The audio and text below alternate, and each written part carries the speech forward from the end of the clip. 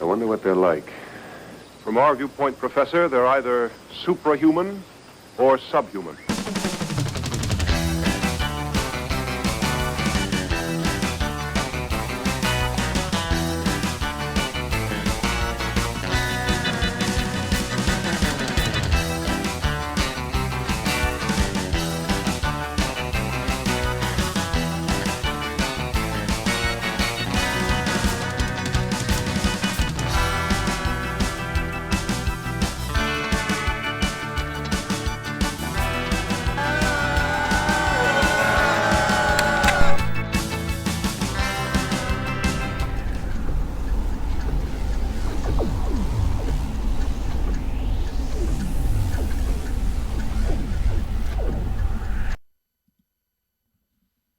Hi. Hello. Hello out there in the Twitchiverse. You got Max, you got Sam, and we are the hosts of the Illumination Podcast, the Disney Lorcana Podcast. I'm angled weirdly so that you can hear me while you see me. Hello. We are going to be doing some live streaming. We've made some upgrades to the streaming setup for everybody, as we said we would. We did say that to everybody, all of you out there. Even though you didn't ask for it, we felt like you deserved it anyway. So take that, everybody. So we are going to be doing some testing on, I think we have like 8 different decks. We are doing a big event over at Encounter Comics and Games in Allentown. We're on Minecraft. Oh. You want to switch it? Yeah, how do we do that? You got to go back to the little pencil there. And you got to change it. So testing Azurite C-Dex probably is a good title. Exclamation point. Sunday Night Super Stream. That's what you're viewing. Sunday Night Super Stream. Hi, everybody. What did I say? Oh, yeah. Archazia's Island. So we are going to be testing. I think we have 8 different decks that are available. Sam's currently fixing the title and the category for you over on that. So he's got to... You don't really have to worry about the go live notification because that'll just go to our subs. You just put like Lorcana or something or leave it blank. And then you'll change the category to the Disney Lorcana TCG. So we have like 8 different decks we're going to be testing. We're going to run through a bunch of different iterations. We're playing at Encounter Comics and Games this coming, or not this coming, but the Saturday, March 8th. Right? Is the 7th or the 8th? 7th it comes out, so 8th. So we'll be over there playing. So we want to test some stuff and see what is good in the format early on, what's exciting, what's fun, all that good stuff. So we hope that you get to get some say in, enjoy the whole thing. Should be pretty good. So that's good. It's just, yeah, go ahead. Anything's good. All the way down at the bottom.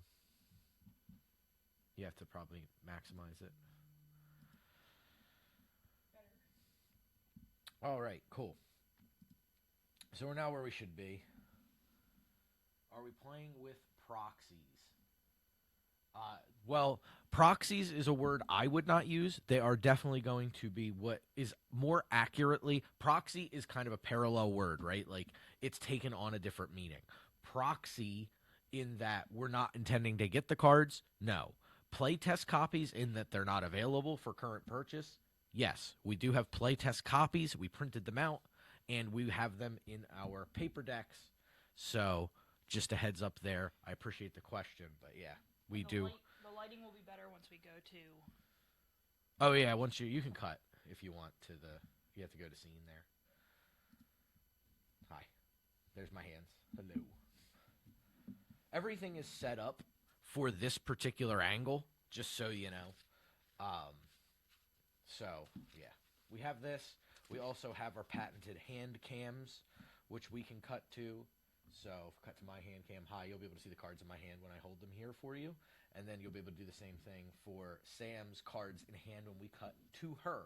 So you will have options to take a look. So hopefully that works for everybody. We really like being able to, I like being able to walk through what decisions I'm making by telling you what cards are in hand, but not have to tell Sam what cards are in my hand so that we can give you a more honest playtest experience. Because We haven't played these decks at all at any point. We've just been theory crafting up until now, as I'm sure a lot of you have.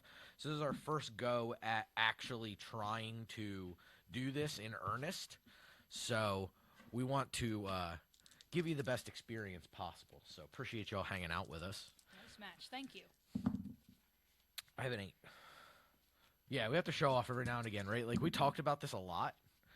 And we talked about, like, doing a 2 playmat kind of setup for the, will you please stop that? We tried to, I'll just keep rolling worse so that I definitely don't go first. We wanted to do, like, a dual playmatty kind of thing. We talked about that. Initially, we talked about, well, maybe we should use the Store Champs mat so people know that we can actually play the game successfully and actually have input that's worth maybe listening to or helping collaborate with. So, appreciate the kind words there. So, you're first. So, ready? Sure. There you go. Just don't, your shoulder's a little in the way because you're wearing that giant thing. All right, so I am taking a stab at the blue-green deck. We've been calling it Grandma Bleen. Grandma Bleen. All right, so I don't really know what we want to keep yet, but this is definitely a good one. I don't think we want these early on. And I think we'll put this way, so I'm going to keep these. Do me a favor, pivot your body this way a little bit and move your head towards the microphone more so that you can keep your hand. Yeah, I think you can see it. Yeah. make sure you address the microphone. Okay. So, yeah, I'm going to keep these 3. So put back 4.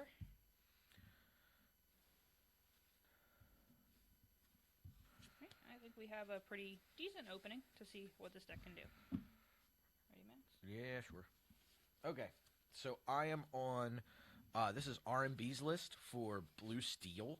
This is just a heads up for everybody. This is like my least favorite Lorcana deck that exists in Lorcana. I hate this deck, but I do think that this deck is getting some really good stuff. So I just wanted to try it out because I do think this is going to be the boogeyman of the format early on. So I kind of want to try to learn it. Sorry. I want to learn it and try to solve the mystery, try to figure out how to beat it. So that's where I tend to start with that, is playing with this deck. So we have these. I think that's a keep with this particular card, right? So we can do this on 1, do this on 2, do this on 2. So that's pretty strong. I don't know where he factors in the equation. It feels like we probably don't want this right now because we already have a plan going on for that. This seems like it could be valid playing against an unknown opponent. Like, I really know what Sam's playing, but when I'm playing, when I'm play testing, if it's game 1, I play as if I don't know what she has. So this could be good against unknown opponent, but likely we're going to ramp right here. So I'm probably just going to put this back, and I'm going to put this back, and I think we just kind of keep the lean and mean stuff because I think we want to see those cards later. So I don't think there's anything we want to see too, like, there's nothing developmental about the cards we're putting back. They're all, like, good depending on what we're playing against. So I'd like to find some more developmental cards. So I'm going to try to do that. That's one of them. That's another one. And there is another one. So we got all the cards. We do not want to see this card. Same thing here is situational, but that's likely going to be our ink on turn 1, I think. So this card, I don't know when the heck we're going to actually play it because our plan was originally to do other stuff, but maybe we just wait and do this instead. I don't know. We're going to find out together. I'm going to think about it as we work our way through the game. We're on the draw, so we get a little bit more data. So you can swap back here. And Artemis Siege with the Tier 1 subscription. Artemis Siege with the Tier 1 subscription. Thanks, buddy. Appreciate it. Ready? Ready. All right, so we are going to ink Hiram. Hiram. Play Popsicle. Good? Yep. All right. Oh, man. This is exciting. I don't know what the heck to do now. Well, I think I'm going to ink the card I indicated I would ink, which is Hideaway. Everybody can see that okay? I'm not glared out or anything. Maybe there. I think it looks okay. I'm going to ink or use the ink from Hideaway to play Popsicle. Draw a card. I am going to sacrifice Popsicle and play Belle. Okay. So this is Belle, Apprentice Inventor. So this is one of the cards I think that the blue decks really got that was a huge get for them. Blue, we all know, historically struggled into the aggressive matchups. I think this card is such a difference maker for this color. I think it's a huge get, and I think it's going to be possibly, last set I said Sail the Azurite Sea was the best common, and it was possibly it was a common, and it was the best card in the set. I think Bell's going to follow a similar trajectory for us for the blue decks. Go ahead. Because, like, I'm already ahead, right? Like, now I get to quest next turn, and there's not much Sam's going to be able to do to really stop me, so that's kind of cool. Ink, you're welcome. Uh-huh. We're going to play Sail. Yep. Okay. Then we will ink for Sail, and play Popsicle. Yeah, make sure you address the microphone. That was Disco Computer. Disco Computer? Pass. What Disco Computer do, sub? Sub. Disco Computer, thanks for the sub. Appreciate you. Our draws have been straight gas.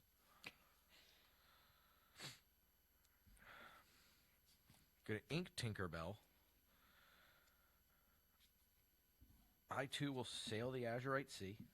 So we draw a card. We can now ink again. So this is basically, if you're familiar with Magic, it is the card Explorer exactly. We get to essentially make an extra land drop. The question is, what do we want to do with our extra land drop? I think the answer is going to be we Hiram, and then we Fortisphere, and then we quest for 1, which put us at 1, not 20. And I will pass the turn to you. All right. All right. So we're going to ink a Tamatoa, and then play a Hiram, pop the Popsicle, and draw 2. And that's all we can do. We'll pass to you. All right, so we want to try to deal with the Hiram if possible. I don't think we're going to be able to right now.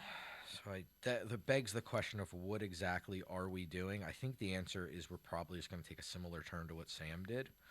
So I'm going to ink first because I have to, a Popsicle. Doesn't hurt me as badly to ink Popsicle because I play 8. So it's not too troublesome to do. And then I, too, will play a Flabersham. Sacrifice Fortisphere or banish it to draw 1, to draw 2, and we still get to quest with Bell and pass. All right. Our hand shape up to be a touch clunky. Our first initial draws were really good, and they've fallen off a bit. We'll see if we can recover. All right. I'm going to start by questing with Hiram. Pop the Popsicle. All right. How many cards are in your hand? How many cards are in my hand? 6. Max, what are you on? He is on... Blue Steel. Yes. RMB's Blue Steel list, to be specific. Oof. You can't see the Fortisphere probably because it's glared out, but there is a Fortisphere in my discard. But there's a light right above my head. There it is. And I'm going. it does wash out my deck and my discard a little bit. But I figured in the grand scheme of things, that's probably not the worst sin to have when you can see everything else, I think, pretty clearly. Alright, we will ink Visions. And we will play an Ice Block. And we'll pass the turn.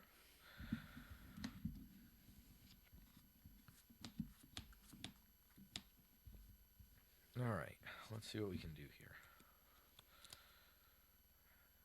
I think that might end up being ink for turn.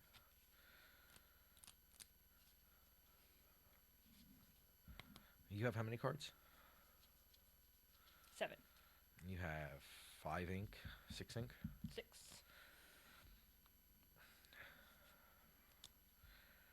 Okay. So the question is basically, do we want to spend our turn developing, or do we want to spend our turn responding? So I think I'm 2. Yeah, so I have the ability to do this one here. I also have the ability to set this up and then follow up here. I think that's probably the line I should take. She's on green, so you always want to make sure that you're considering Clarabelle as an option or Bend to My Will, and she's about to get to that particular turn. So getting this down is particularly important, I think, on this turn because if she does end up doing those things, I want to be able to redevelop. So I think I might do that, maybe just not use this here. So I think that's the direction we're going to start with. So we're going to play Maurice's Workshop. So whenever I play another item, I can pay an ink to draw a card. I'm going to ink a bell here. I'm going to... Do I want to do that? I don't know as though I want to draw cards specifically right now because of Clarabelle. Like, I don't know if I want to draw a bunch of cards or anything. So I think I'll sail.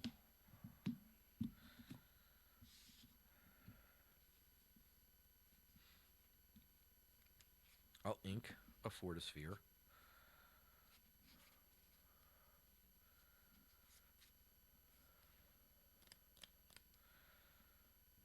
And I'll quest for 2. And do I want to use... I guess I use this. So I have something for Hiram next turn in case my hand gets bent. Get bent. Because I did...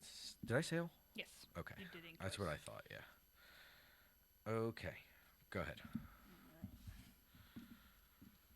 You want to make sure I sail before I inked twice.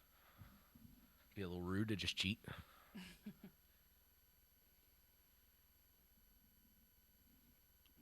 so I am going...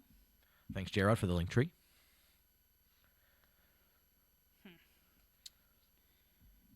We will shrink Bell.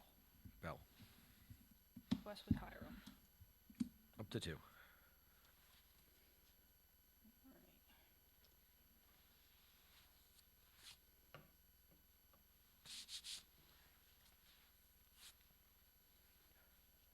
We are going to ink Tamatoa.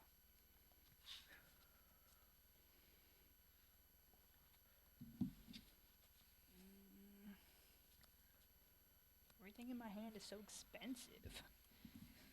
And we will play Grandma. Okay. So, whenever a card is put into my inkwell, I gain 1 lore. Good? Yep. All right. So, draw here. Okay. Need to find some things. I think we'll probably start the turn with Hiram. Because I do think we need to find something to answer Grandma now. We have... Andre says Grandma for the win. Grandma is pretty gnarly. Thanks for hanging out, Andres. Appreciate you being here. Anybody who's not familiar with Andres just started a new Lorcana channel to go along with his Yu-Gi-Oh content, so definitely check him out. Andres TCG over on YouTube.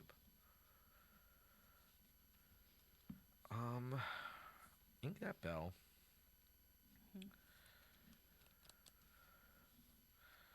I will sail.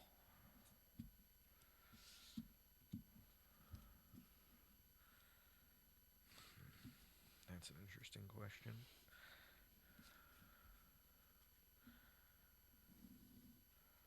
I will let it go, your Grandma Tala. No! No lore for you. I'll quest with Bell. And I'll ink yet another bell and pass the turn.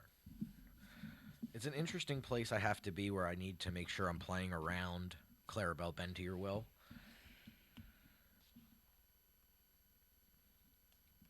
So I'm trying my best to make sure my hand size isn't ridiculous. I was going to say, do you care too much about, with my hand, do you care too much about Clarabelle, though? No, but I care about bend to my will. That's so fair. I can't overcommit, but I can't undercommit. It's kind of like playing into a B prep, you know? It's like a hand B prep. Like, it's like, how much do I want to commit into it? How much do I want to avoid committing into it? That kind of thing. I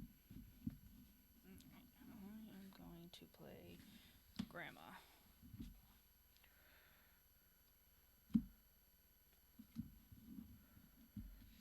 Might move my discard. Yes, I really need a fishbone. I haven't seen one.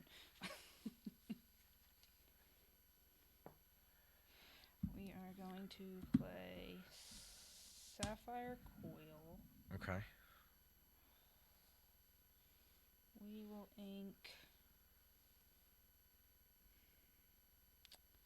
You're welcome. You're welcome. And we'll minus Bell. Bell is 1. Quest with Hiram. That. Alright.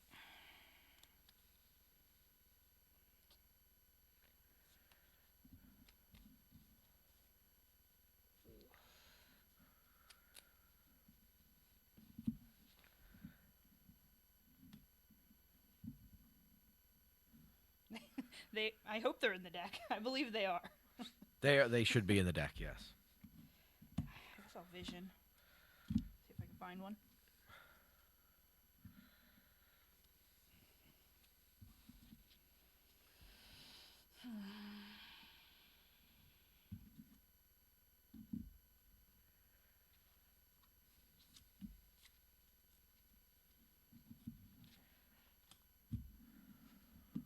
Your turns are taking a long time. I'm sorry. Go ahead. If I don't find one, I'm going to have to look to make sure they're in the deck. All right. Draw a card. That's an interesting card. All right, so let's start. We're going to start with this Fortisphere. So we have 2 abilities that go into the bag here, the Fortisphere and the Maurice's Workshop. So I'm going to use the Fortisphere first to draw a card and get more information. Okay.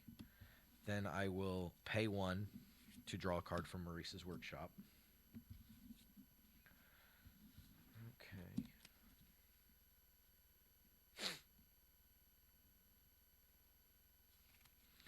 I think that's probably just the best thing to be doing this turn. Probably, though I do have this, which is interesting.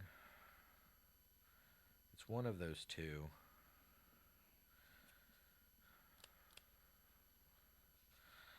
I think we're just going to go for it. Play Tamatoa, happy as a clam. So I get to return Popsicle, Fortisphere back to my hand. I think I have to ink 1 of them. Ink a Fortisphere, play a Popsicle, draw a card. We will not use the Maurice's Workshop activation. And I think I'm just going to, again, same thing. I don't want to get too, like, the potential of an item sitting on board for Hiram to become 2 cards on my next turn post potential bend, I think looks a lot better. Like, and bend looks way worse now with Tamatoa, right? Like, this makes bend pretty bad. Because if you just bend and I happen to discard, like, an item or 2, I can just get them back. Well, no, it's only when you play him. So, yeah. So, actually, bending is good for you. Reverse that. Bending's decent for you because you don't want me to play something with Tamatoa. So, there's some validity in that. Are you playing Oswald or Chicha? I'm not playing Oswald or Chicha.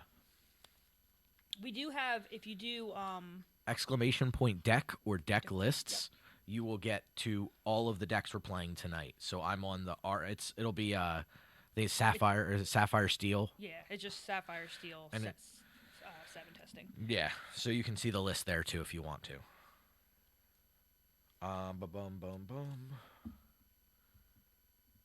Yeah, so I think I'm just going to quest with Bell, quest with Hiram to not make that worse. And that's all I'm going to do. All right. I have 6 cards. All right, so I will start with a Popsicle.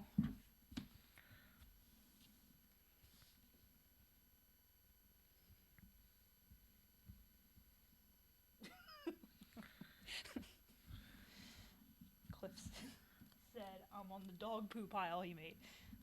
We'll try it out. I do think it needs the bends that Max has been talking about. I would play around it like I'm playing around Ben. Like, that's my goal in the matchup is playing. When I'm playing against a green deck, I want to be playing around Bend or Clarabelle. So, no doubt about that. All right, I think I'm going to play my own Tamatoa. Okay. So, I return 2 item cards. Yep. So, you 2 Popsicles there. I think that's what I want. Or a Sapphire Coil. No. I want to be able to draw cards. 8. When he quest, I may play an item for free. Okay. Yep.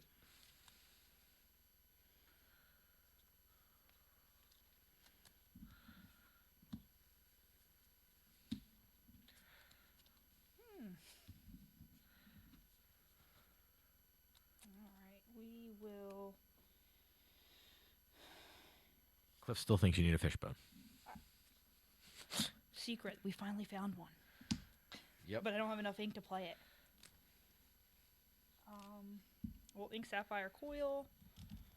Might wanna, if you're gonna quest with Flowersome, you'll probably want to wait to ink in case you draw Yeah. something worse. That's true. Quest.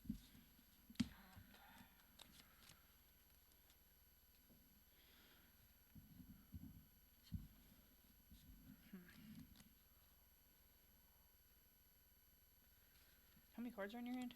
1, 2, 3, 4, 5, 6.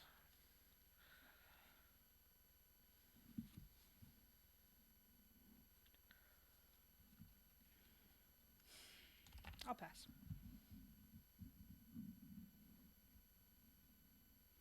If I had quested first, it would be in play now. Saying you drew the cards before you started, like you Yeah. found the cards. You're so right. You should have quested first. Because I played the Tamatoa first and Right. got the items to draw. Mm-hmm. And you already had a Still popsicle learning. in play. I mean, I should know what to do with Hiram. You really should. I don't think, I wouldn't accept, I'm still, like, if somebody was like, it's my first day of It's playing just Lorcana. overwhelming. Yeah. That's why I don't like blue decks. Okay. It's 13 cards in hand. Quest with Tamatoa. Play an item for free.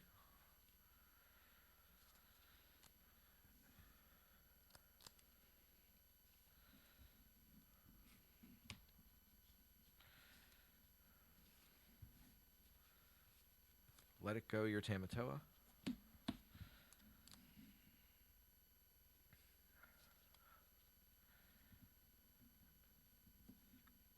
Quest for 2.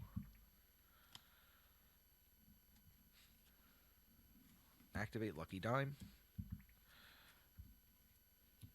I will activate Fortisphere targeting Bell. And I'm going to ink a Pete and play a Mr. Smee and pass.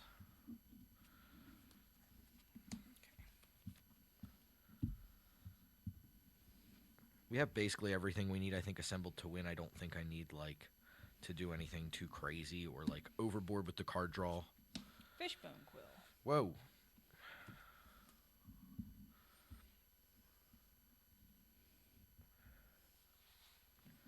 We Like, will...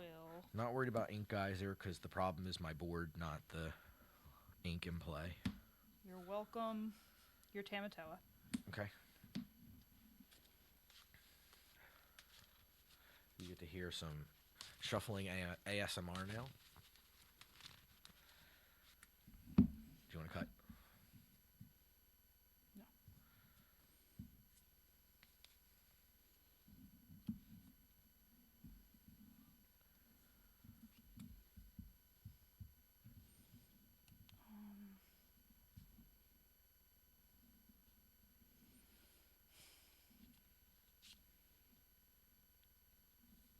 So many cards. 14, 15, 16, 17, 18, 19, 20 on board. So I'm going to universal shift on top of my Hiram. Okay. So that clears Bell. Yeah, without Or Sings. that dying. We're going to Ink Geyser. Okay. So everything's exerted. So we put, so all but 3. So I guess the best, cleanest method for the stream anyway is going to be to just put 3 down and put the rest in our hand. Does that seem It's fine, reasonable? Yep. Okay. And I have not inked or used Fishbone yet. Alright, so... That was a nice draw. I didn't find any of my fish bones, and no one is like saying, "Oh, you need your fish bones." Nobody's rooting for me, are they? I fish bone.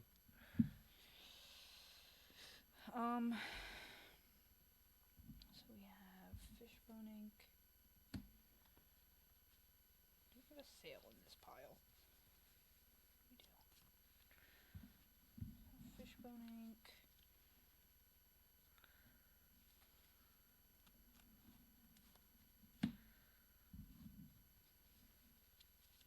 Ink Grandma.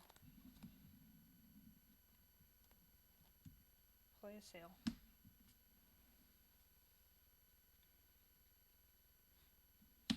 Ink Friend Like Me. Mm-hmm. 15, 16.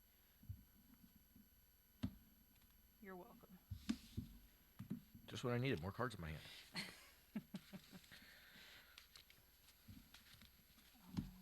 I have a 1-drop? No.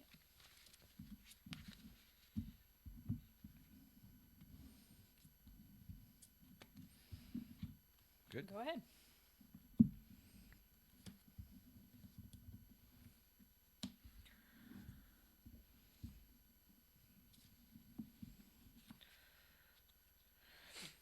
I don't think it matters what I ink at this point. One of the many bells. Though bell is actually kind of techier, huh? Maybe I don't ink bell because I can just spew a million bells. I'll ink a tank. Going to spew off 2 bells. This is powerful with Ink Geyser. Being able to just put all the bells back in play off a bunch of extra items. Just like put down a bunch of bodies and the other decks can't. That's kind of cool. Something. I should have. You're welcome to read the dime. Yeah, it's true. So we'll quest for 2. I will not sacrifice the dime. Hyper Hippo, I've been looking for your one of Little Clarabelle to blow up that dime. 17.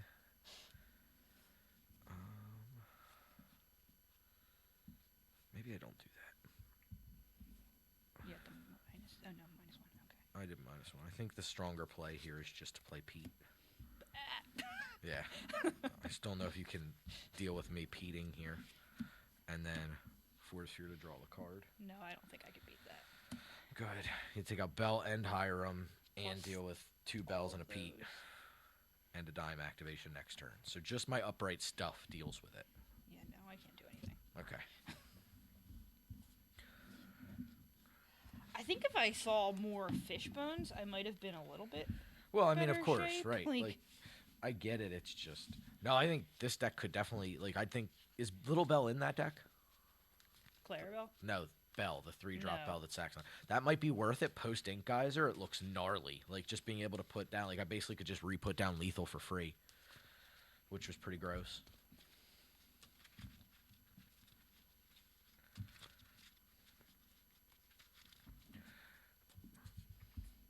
Oh, yeah.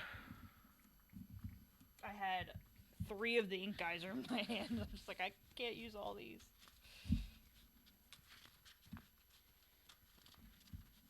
Yeah, definitely helps that Fishbone for the Ink Geyser. Is it 3 Ink Geyser? Yeah, there's either 3 or 4. I don't remember. Schmutz on the playmat. Big thanks to everybody hanging out with us. We are here every Sunday night at 8 o'clock, streaming something you're nerdy about. We're in earnest trying to do more Lorcana streaming. We have upgraded the setup, which is pretty exciting. We have a brand new rig here on the table for us that's holding the camera you see above you. Hello. And we got a little bit more light trussing kind of built into this rig, so things are a little bit cleaner. We are working with a little bit more robust of a main camera. Still got 2 handy cams kind of running the side views for the hand cams. But overall, I think I'm pretty pleased so far with the setup. There's a little bit of work here that I think needs to be done on my mat just because it does glare out pretty significantly. So I might just need to put a little spill, like a little protection from spill. When I have a discard, it looks kind of gnarly. You're going first? Yes. 3, 6, 7. Okay. It's a lot different. All right. Definitely gonna keep this. I think keeping him is valuable, but I think the rest of this we can put back. Not really looking for this in the beginning of the game, so we will put back 5.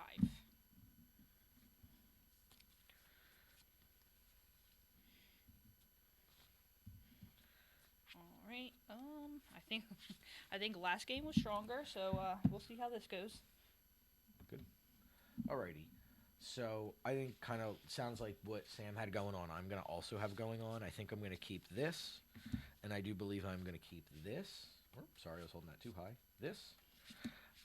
Argument about this card. I don't know if it's like kind of good depending on how quickly she does. Like knowing what she's doing and watching what she was up to, I think that I would say this is probably valuable enough to keep, but we are missing a lot of kind of key components, as it were. So going down 5 cards feels stronger than 4 to just make sure we don't screw it up too badly. So I think I'm going to do 5, even though I do think that the card is Hideaway. I think it's strong, but I don't know as though I want to keep it. So we'll draw 5 new ones. 1, 2, 3, 4, 5. Take a look.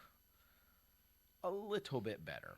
I think it works in the abstract. I don't know, like there's some tension obviously like in here with this card here and this and this and this. I think we probably end up using this. It just ended up looking pretty good for us early on, and I think we can start off with a fairly aggressive start now. So that should work out pretty well for us, I hope. All right. You ready? Yeah, sure. We're going to think of Grandma. Play a little Clarabelle. Just running it out there. Good? Yep. So her running that out there, considering how valuable the card is in the matchup, would lead me to believe that she's trying to aggressively shift a bigger Clarabelle. So that kind of benefits us in what we want to do with our hand. So I don't hate that. I don't love that, but I don't hate that. I think the trickiest part of this turn is by far going to be our ink. I think it has to be this, unfortunately. Ink Cogsworth. I will play a Popsicle if my frozen hands can make it work. I should go turn on the heat here. And then I will sacrifice the Popsicle to play Bell. Okay. And that is it. So now at least shuts her off from questing with that little Clarabelle here. Fishbone and pass. No ramp. No ramp. I'm going to ink a Fishbone Quill.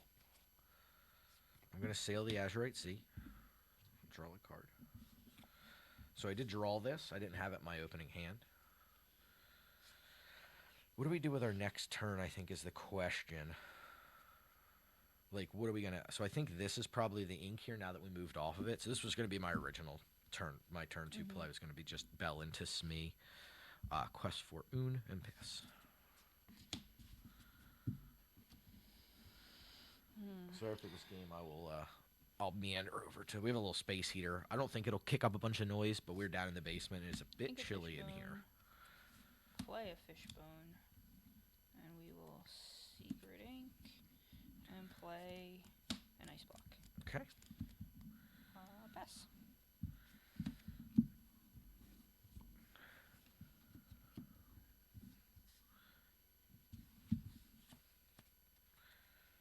Okay.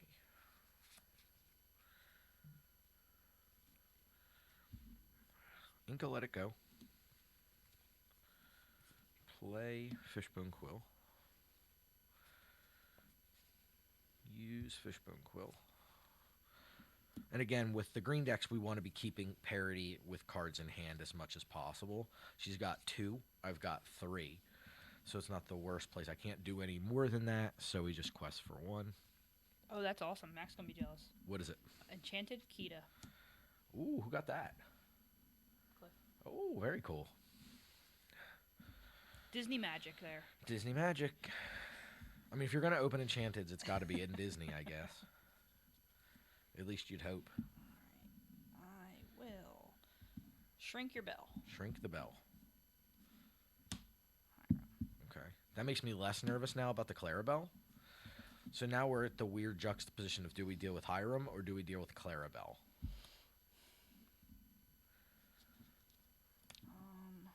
We will ink Tamatoa. That. Mm-hmm.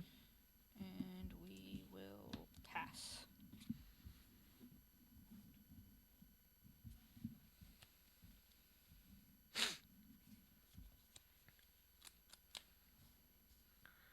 Interesting. Use Fishbone Quill. And play Ariel.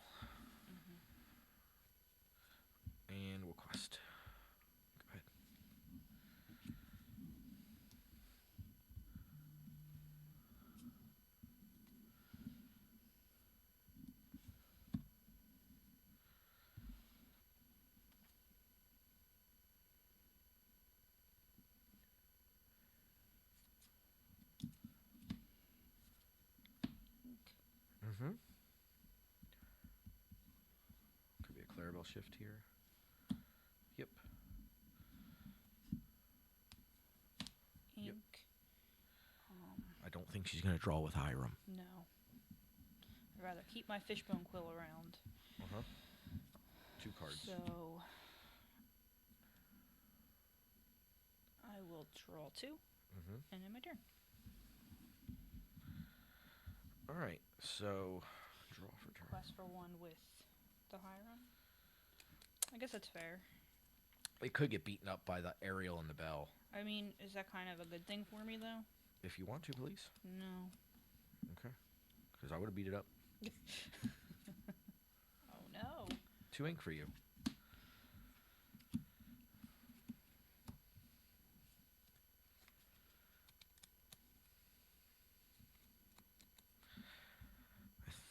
So it's tough. This is a tough one because of Ink Geyser. If I want to be inking or not. I think the answer is still probably yes. We just go ahead and secret ink here. And, yeah, would have totally beaten up the Hiram. 4. Go ahead.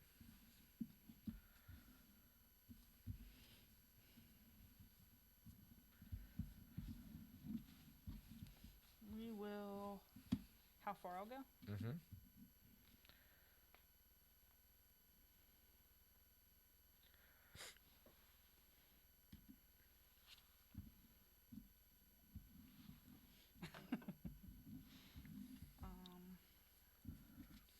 Are we laughing at your cards in hand? I'm laughing at Cliff. What did you ink with your fishbone? No. Alright.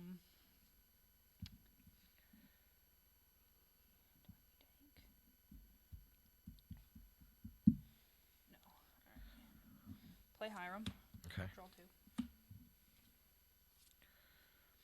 And then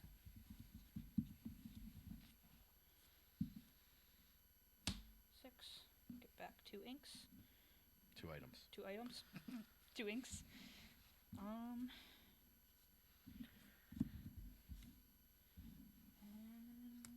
in regular ink. Good. You have how many cards?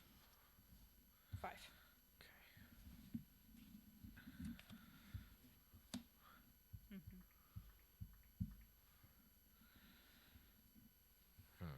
That's a tricky one.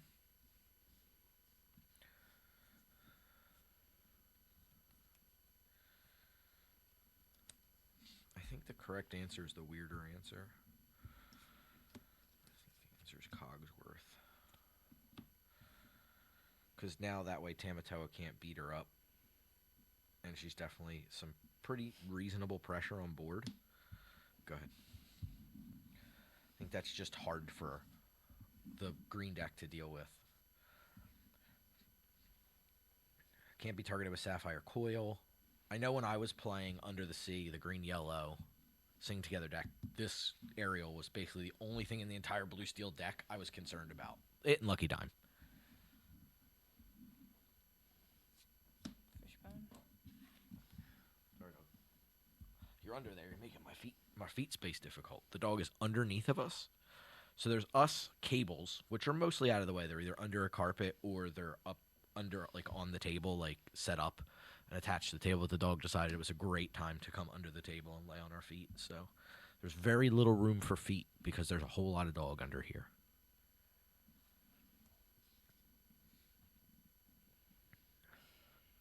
Definitely let us know out there in the chat what you guys are playing, what you gals are playing, what you folks are playing, what you're excited about, what you don't want to see.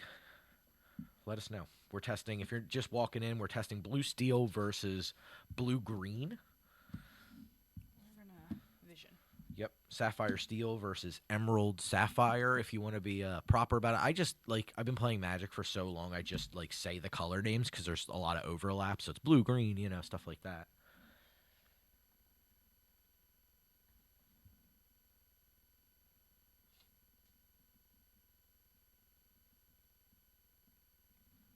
What? I don't know how to make that not do that. The Nightbot. Oh, maybe it was because of so many caps and stuff. Yeah. Yeah. That was not my hand. This was my hand. Sorry, No. Hyper Hippo, you can't go peak SpongeBob on us in the chat. I'm gonna ink geyser. Okay. So again, we're just gonna shuffle our inkwell and then just put 3 down exerted. It's okay, I was reckless. Hyper Hippo is reckless and rush. Do 3 randos. Okay. It's an interesting choice when we're so far ahead. So you have to believe that there's something going on with the Tamatoa being utilized for singing or something. That's got Ward. Oh no! I messed up. Well done. We can't really rewind the whole... No. No, I was thinking, well, I mean, I was thinking I could do it before I did that, but no. I mean, I can't. The aerial is hard to answer, period. You could Yeah. try, like, over 2 turns to put the damage counters I think on I'm her. gonna have to still put the... So, I didn't ink yet. You definitely don't... Yeah, you can't Well, even I shrink her can't with the use ice block, those. unfortunately. There's a lot you can't do with this aerial. She is a complete and total annoyance. I hate that.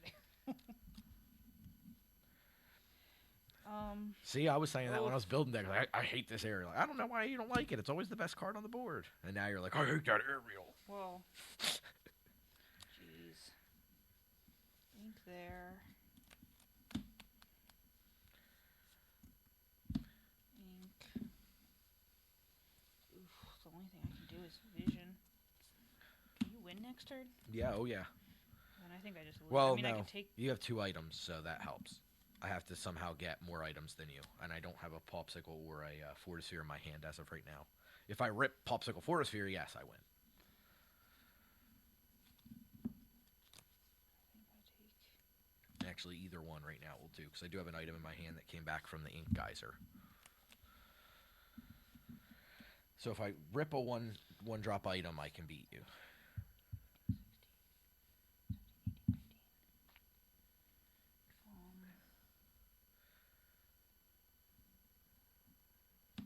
So we'll sing Let It Go on Bell. Yep. Giving me back that ink. So, in theory, could you have let it go? So you should have let it go before First. you ink Yeah, Geyser. the reason I wasn't is because of that. Yeah, I got it. That makes sense. I'm just Like, I wanted just that to thinking go it into through. your ink. Yeah.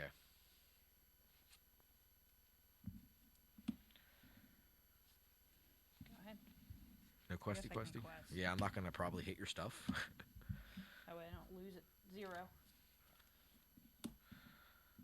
So this is... So I did not draw the thing, unfortunately.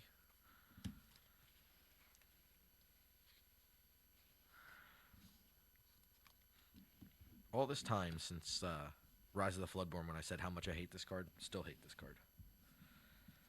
This is dumb. Like, I shouldn't be able to do this kind of stuff. Tamatoa, I think we just have to play Hiram here. I do think we have to blow this up. There's just such a high density of items in this deck that, like, the odds of us drawing a cheap item into it, like a cheap cantrip item to a cheap cantrip item, is really, really high. I'm just going to quest with Ariel here for 3.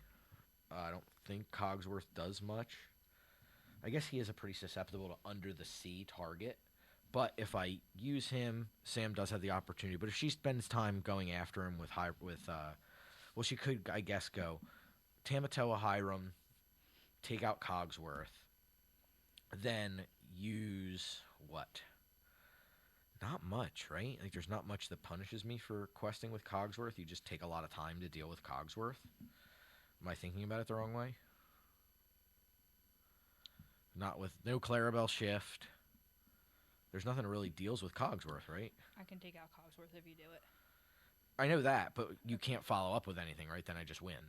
If you're spending time taking out Cogsworth, I can just quest with Ariel on the following turn. I can take out both. You can take out both if I quest? Yeah. If you don't quest, I can take out Ariel, but... You have...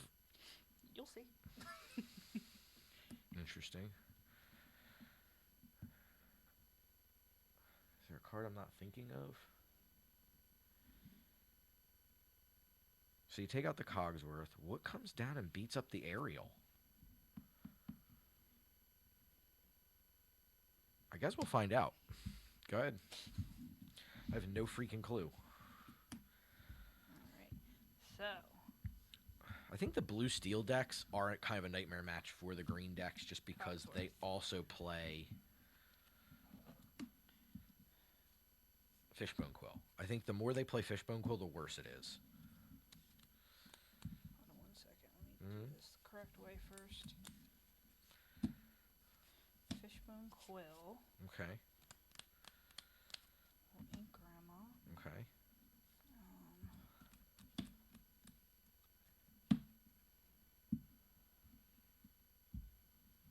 The new green blue shift, Universal Shift Baymax. Good call. That's exactly what it is. Okay. I didn't know if you wanted me to tell you. Oh, I don't care. That's fine. Gotta learn. He's not yet on my brain.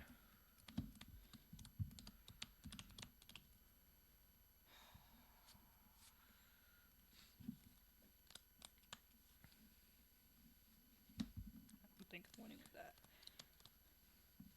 Go ahead.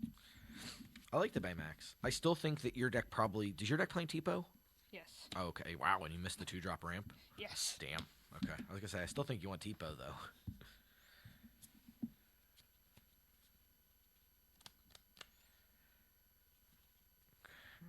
I think we do want to probably use the Fishbone Quill here.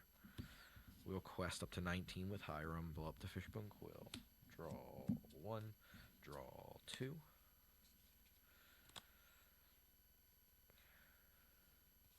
I think here our best play is not necessarily a flashy one, but a very hard one to deal with. And I'll play a Maurice's Workshop. So I think our only out here is Under the Sea. Under the Sea, yeah. This is a good Under the Sea board. So. Which, Cliff, do you remember how many Under the Seas it plays? I think it was playing 2, and you weren't sure if it should be playing 3. Alright, so we are going to Ice Block Hiram. I Yep. mean, your Hiram. Yeah, yeah. Quest for 1.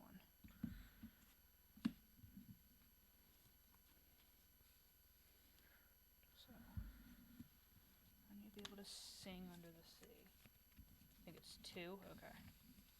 I think it's 2 as well. We will think this Tamatoa. I'm going to beat her with my non-enchanted Tamatoas. We will. You're welcome, my Hiram. Yeah.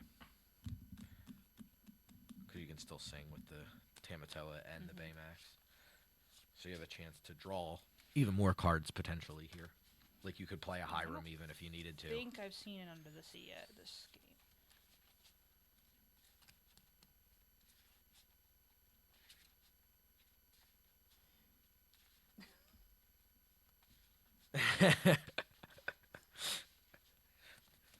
That'd be pretty good.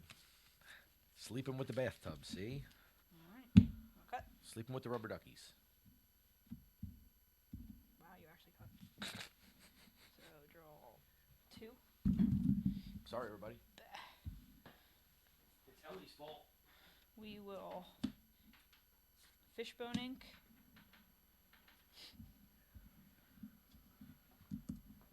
Play another Hiram. Blow up the Fishbone.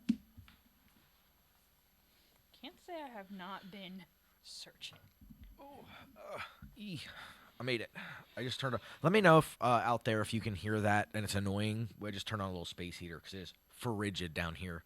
We stream out of the basement, and it is cold down here. So I wanted to run the space heater. So if it's an annoyance, just let me know. Don't feel bad. Nope, I already. Cannot hear it. Good. All right, you got it again. Yay! I win twice on the draw. Give me the other blue-green deck. Under the Sea was about 6 cards down. So you want? I'll keep playing this because I am the most. And I hate for those of you who didn't hear my rant earlier. I hate blue steel. It's my least favorite Lorcana deck. But I do feel like it's getting the most in the way of gifts. Hyper Hippo, are you talking to me or Max? From Sam. No, it's. I don't know.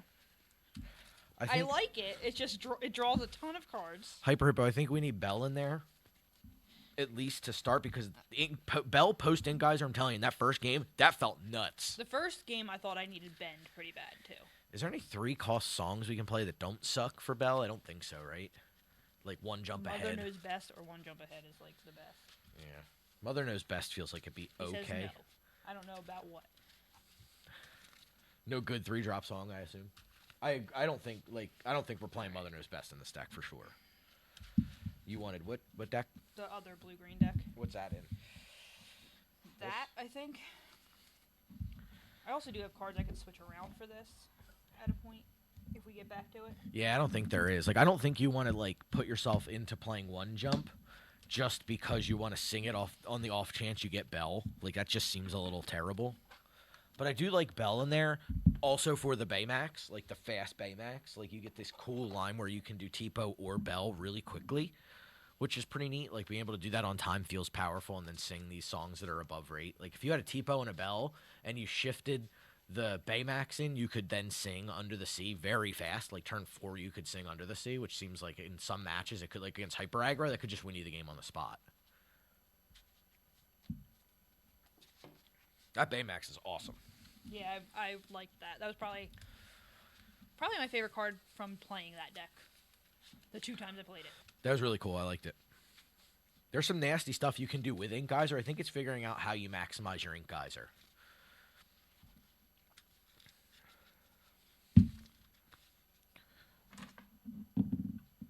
Oh, God. At least everybody gets to see how bad my luck is on the stream. Sorry if I hit the mic.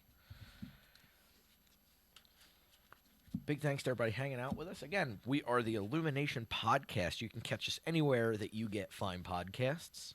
Every other Wednesday, we have a new episode coming your way. Pretty exciting. I do believe we have an episode this coming Wednesday. We do. I presume you don't want to cut. No. Okay. Well, you're first, so you get to do your hand. Oh. Rude. Okay. So, it's not a bad opening. There's a decent amount we're going to put back, but we've got a lot of what we're looking for in the beginning. We're going to put these guys back, and I think we'll put these both back and keep these. I don't mind having 2, so we can ink 1. So that's 4. And you're playing now Neil and Bradley's list, I believe, Yes. right? 2, 3, 4. Alright. Next.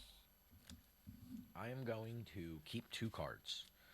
I'm going to keep these 2 cards right here because they are... I think this is just Brawl in blue.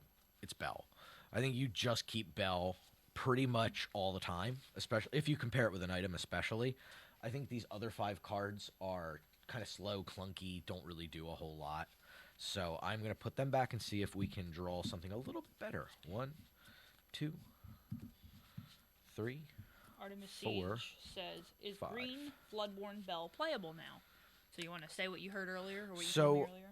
I was listening to Artabax's podcast, right? And they were talking about the concept of like blue-green, you can play Morph and shift Bell. You can use Bell on Bell, that kind of thing. So Artabax's take was we already had Morph into Bell, and no one did it. So I don't know as though that's something you necessarily want to be doing at this point. Is it possibly the right thing to be doing, like in the case of Ink Geyser? Possibly. I think, here's the thing. I think you can set up realistic board states where you are Ink Geysering, and then you have the Bell out, right? You shift the Bell, you quest, you Ink Geyser, and then you could set up some form of Reckless. I don't know if that means like we're playing Bellwether or we're playing the Bellwether action. You know what I'm talking about? The green action that makes something Reckless. I don't know if we're playing something like that in order to set up the like force Bell into it. I think that feels like too many cards to be good, but it's possible that could end up being insanely powerful, right? Like give that character Reckless, it has to challenge. If they don't, but like it just seems like the prevalence of songs for the most part or other things to do bounce to save a character from Reckless has kind of proven to make Reckless difficult to be good, even with something like Rourke. Yeah. So that's a hard card. That's a really good question, Artemis Siege. I just don't know the answer for you. Good. Yeah, good enough. We're going to ink a Tipo and play a little Clarabelle. Uh-oh. Good? You're playing what my last opponent played. Okay. You inked a what? Tipo? Tipo. Okay. All kinds of bad news. Ink a Hideaway, play a Popsicle, And a bell. and I will sacrifice the Popsicle to play a bell. Go ahead. We will ink a grandma, play a tipo, and secret ink. Yep. Pass. You forgot to quest with Clarabelle. I don't want to. Why ever is that? No ramp on 2 for us for the first time, so I'm interested to see how this plays out. I think we have to ink Tamatoa, which feels bad but correct at this moment. And I think even then on the oncoming turns, with no ramp, that makes Tamatoa seem less and less likely like the play to make. What happened to the audio? I think. Are we not still here? From the right side of the headset?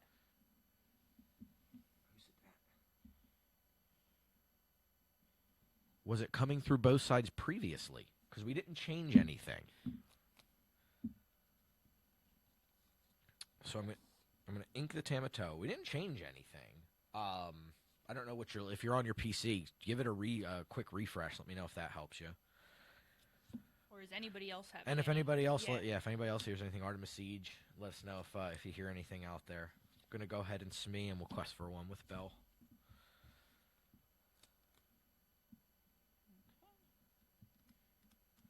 Draw. All right.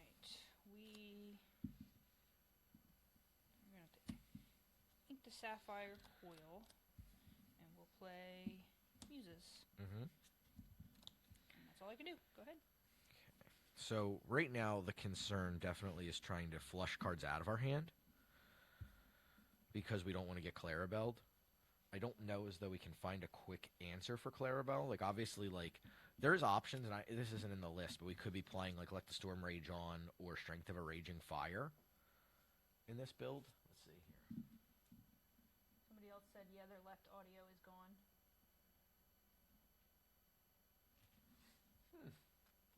Oh, that's weird. Let's see.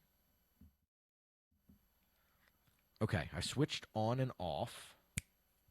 All my audio levels are coming through crispy on OBS. And mixer's coming in. Let me just check the mixer connection. Hang on a second.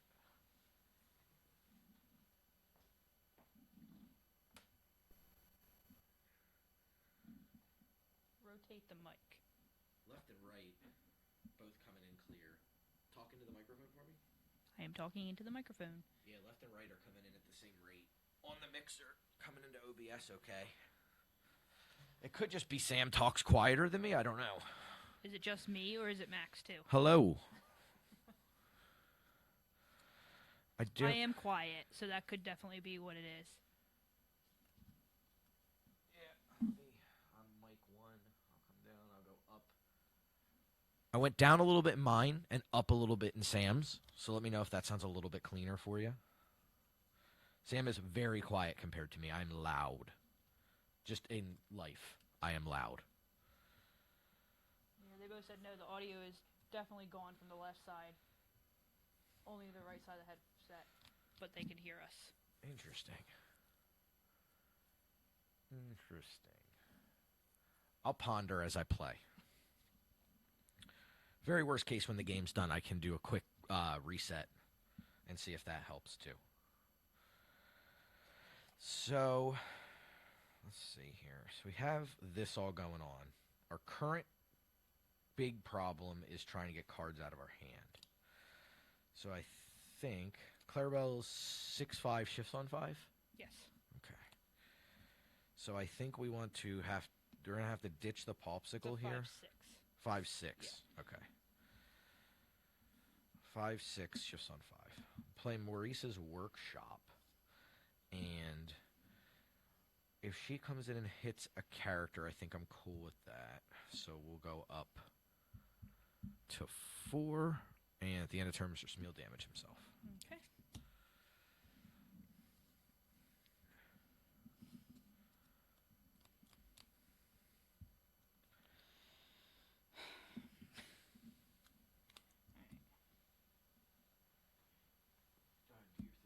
we're going to sing how far I'll go with the muses.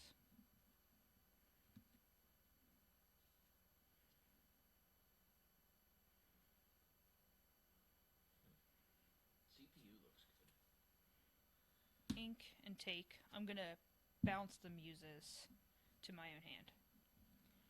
Then I'm going to ink strike a good match. And we'll shift Clarabelle. Yep. You bounced the muses to your own hand? I Just did. because you had to sing with them? Yeah. And you didn't want to expose them? I didn't have an inkable, so I had to. Okay. Got it. Cards in hand? 4. Okay. So if I crash into Smee, you can take it out with Bell, which I don't like. You can't sing Let It Go next turn. So yeah, I'll end turn, I'll draw 2. Okay.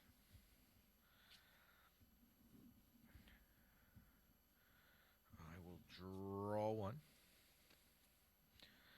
That's probably just the best play we can make this turn.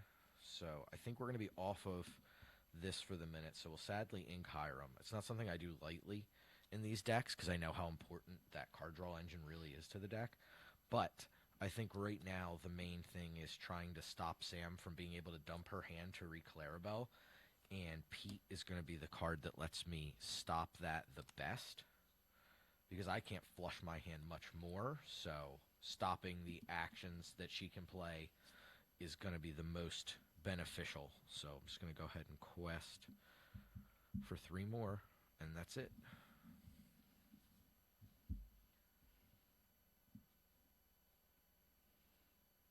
Alright, we will ink strike a good match.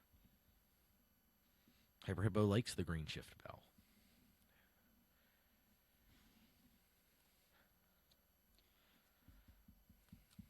We are going to play John Silver. Okay. And we will give Smee Reckless. Smee Reckless.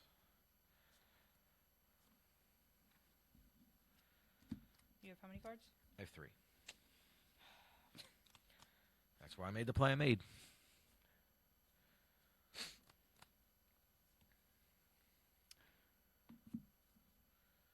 Don't want to give Smee Reckless.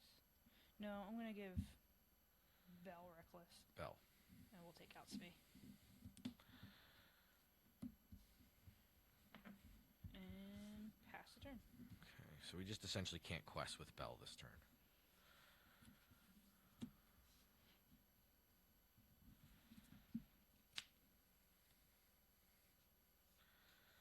We'll ink a Cogsworth. And play a Cogsworth. And we will quest with Pete because we're allowed to. And pass.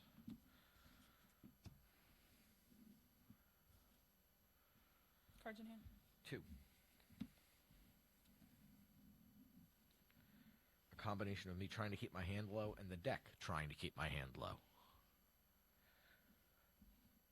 But I think Cogsworth's a good utility piece here. I think it's going to help us a good amount.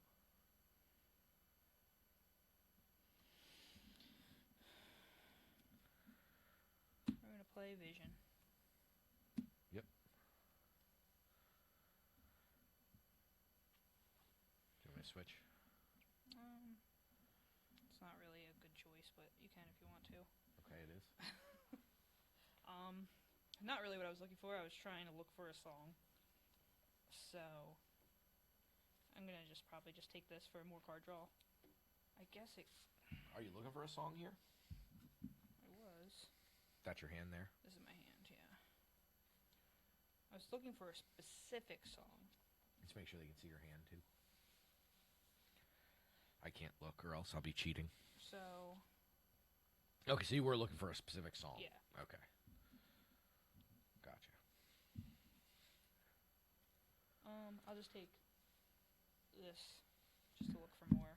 Good. Yeah. Bye.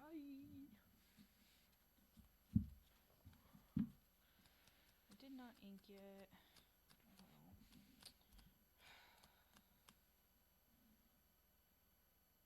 I think I'll just use that for next turn at this point.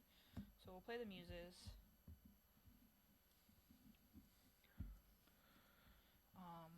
I'm still fiddling with audio bits. We will quest with John Silver, and we will give Belle Reckless again.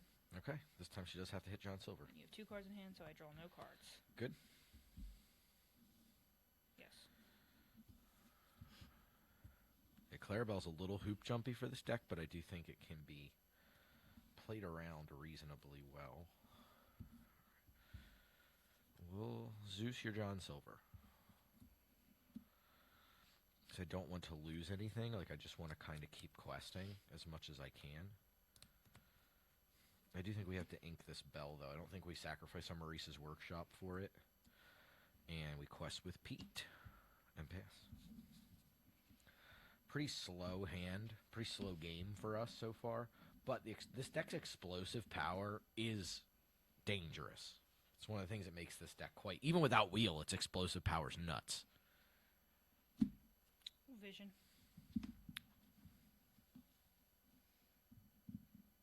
Got them all? Mm-hmm. She's still hunting down that song. No, I don't really know if I need it anymore. Oh, okay. But he only has 1 card in hand.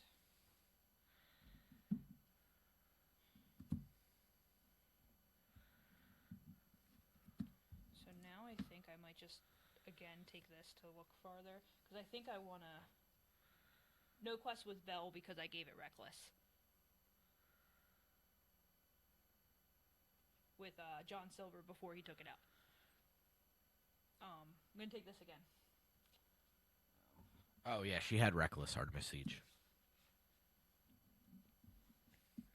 I need little, like, blobs for the screen that say, Reckless. Or Vision again. I guess I could have kept it on screen. 1, 2, 3, 5. Oh, I am just not finding what I want. At this point, I'm trying to look for a shrinking thing, so I'm able to bounce with my muses. And I just still haven't found that. This list was playing, I think, 2 coil, right?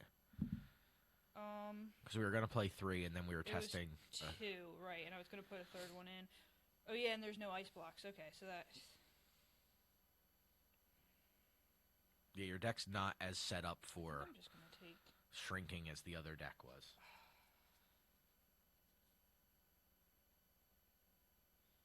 With just... I don't know yet. I'm testing him. I liked him. I had him in my Azurite C list for this, and I did like him because he just helps to bounce things to hand. I'm gonna take this. This list, Hyper Hippo, is a little bit more tuned towards the Forbidden Mountain styles, like green blue, a lot of tempo with ramp. So I took that little Clarabelle, and I'm just gonna use it to blow up the Maurice's Workshop, just so he can't start drawing cards. I think it's a good idea.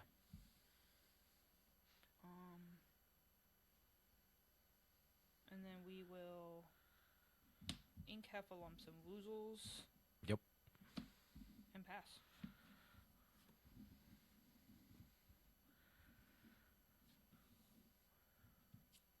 I was going to say, almost guaranteed to draw an item, but I didn't.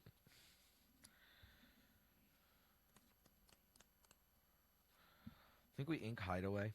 I think we just want to be able to play things when we get them. So, like, holding this, definitely arguable. Like, with this configuration, I don't know what item / location she's going to be on.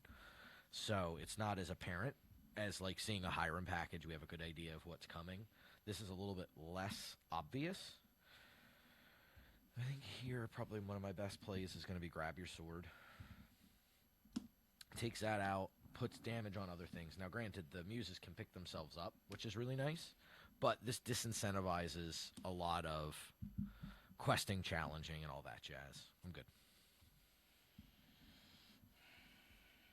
You have no cards in hand? 0. Take that, Clarabelle. I'm going to play Tipo. Yep. Use Tipo.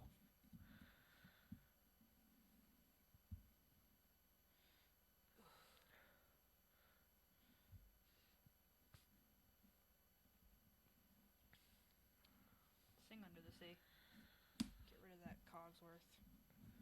I'm going to pick up the muses. Yep. Replay the muses. Mm-hmm. Now Now, if he wants to take out my Clarabelle, he has to use both characters, so I think I'm okay with that.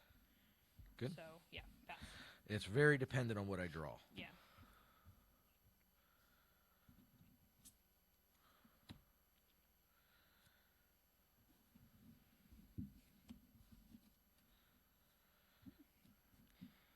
Pretty good draw.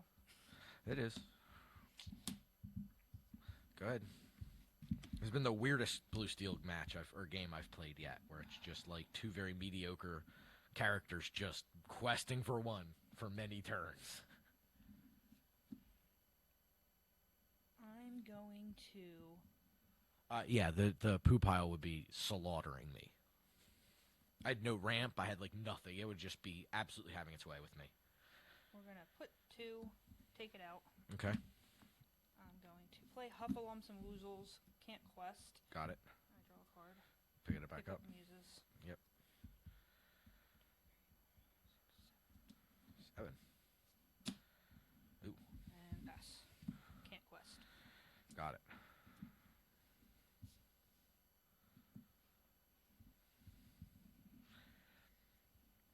I think here I'm just going to ink the Fishbone Quill. I think playing it, it's like fine. I think maybe you play it. I think you play it in case you draw Yeah. Ariel. Or Hiram. Go ahead. Hiram. Yeah. Yeah, you play it for sure. I'm a dumb.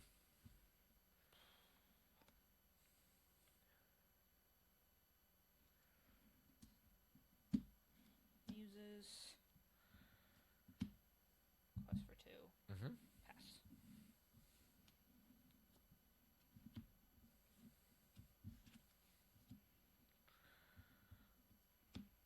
Go. I don't see a reason to ink Mr. Smee when I can just put him down and gain. Even if I just gain 2 lore from him, great. If she has to like jump through hoops to stop him from doing things, great. It's tying up cards. It's slowing her down from trying to close the game out. I think that's fine for me.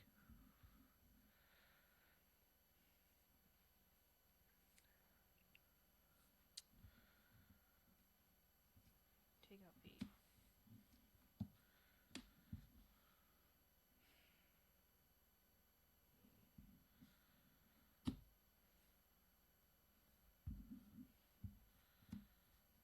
You're welcome. The Clarabelle. Yeah. Do you do the Smee? What's your last card? I guess, is your last card able to be played? Yes. Because would it be better to just get rid of the Smee, leave me with nothing, and then you draw have 2? 2 cards. But then you draw 2. I guess it's fair. All right. I don't know if that's Put it better. on I'm for just that. a talking point. Like, you can still do the Clarabelle if you want to. It We'll puts just you go with my puts me with original. 0 to 2 versus, Yeah. but it puts you 1 less card on board. I just don't like you having 2 cards.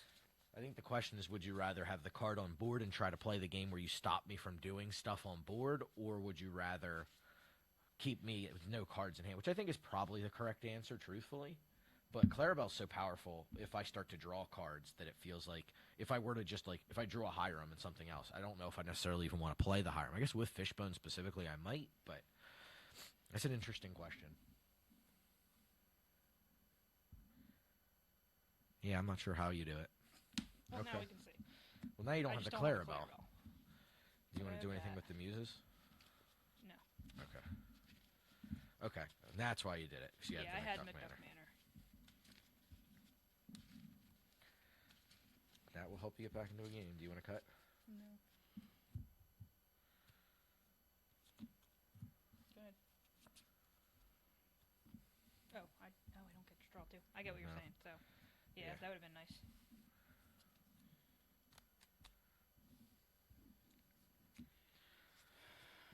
Tamatoa. Ugh. Really? Maurice's Workshop. If it makes you feel any better, I did not draw it off the You're Welcome. No, because you wouldn't have drawn it. Right. Get back Popsicle at Maurice's Workshop. Yeah. Popsicle.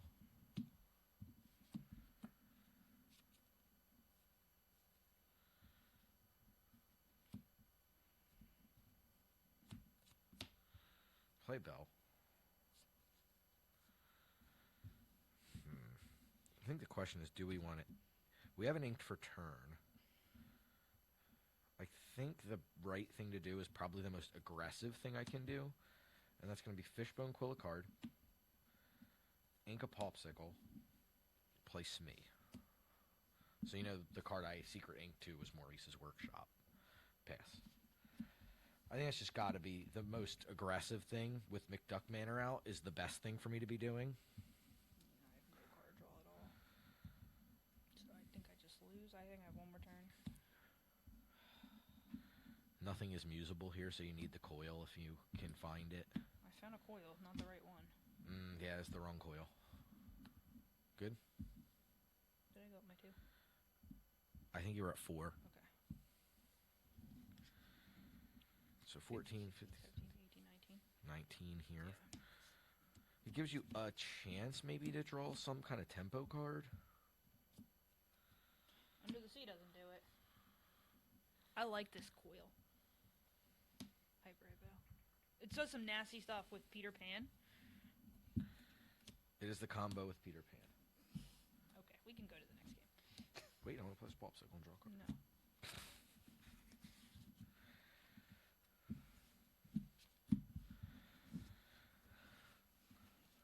Can you switch decks now?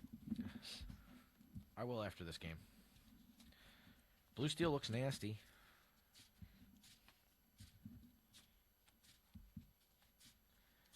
That coil is poopy. No, I told him it's not. I don't. You saw it do some good. Once it gets locked, once it gets Peter Pan locking I haven't things seen a out, Peter Pan yet. it can give big stuff. You can. It's what another cool use case for it is to like give something reckless that's evasive, give your character Or give evasive, Clarabelle evasive, and then like you can quest with her. so you can't.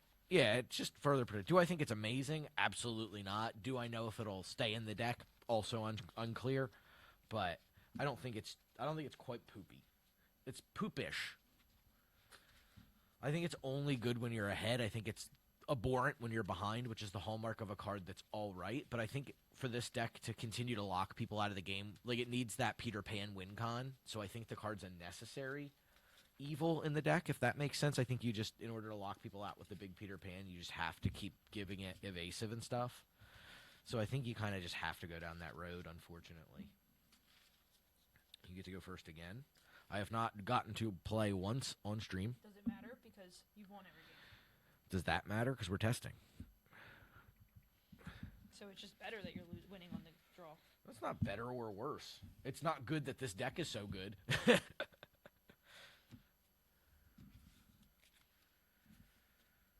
You got to do the thing. You got to do the thing. We're on the stream. I keep forgetting. Yeah. Alright. Sam's a These are- bad content creator. That's not what I'm keeping. It's actually a good thing I did that. So actually, there's an argument.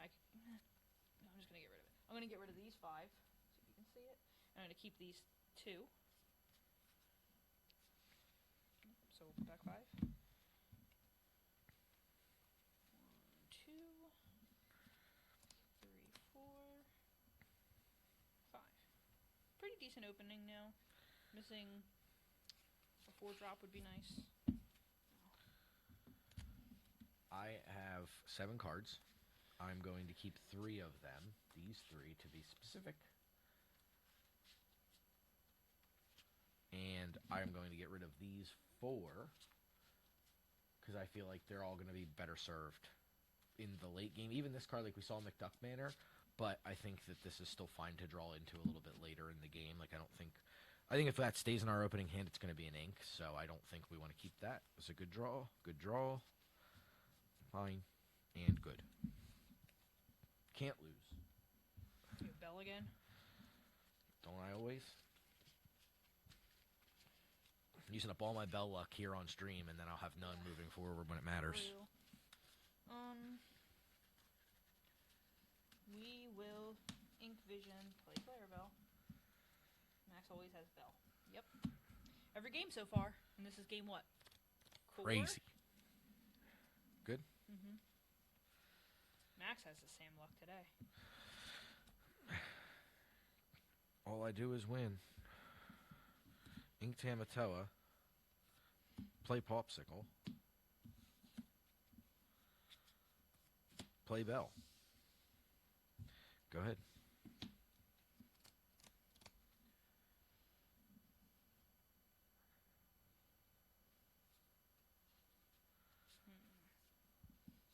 Ink Sale.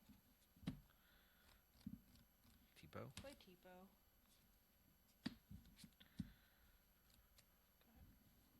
So again, the card we're concerned with is Clarabelle here.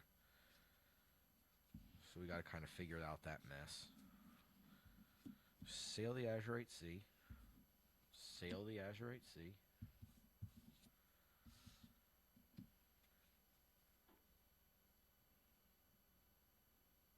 I think we have to ink Mr. Smee. Use Mr. Smee to play Fortisphere. Fortisphere draws a card. Sacrifice Fortisphere to play Bell.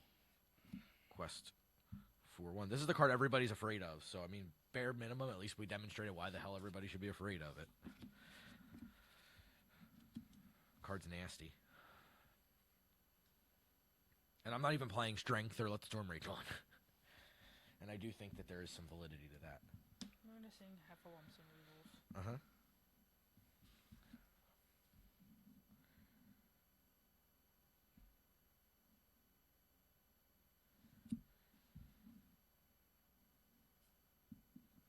Play Emerald Coil. You got it. Ink Strike a good match. We'll give Tipo. Not the Clarabelle. You get Quest for 1. I don't know how important questing for 1 is here.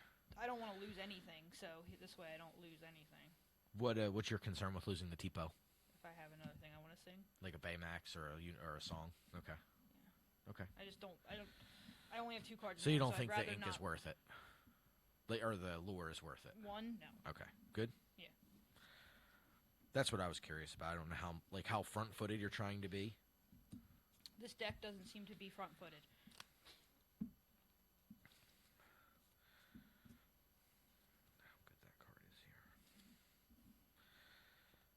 Fishbone Quill.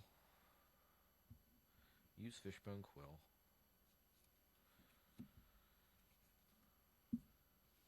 Ink Tinkerbell.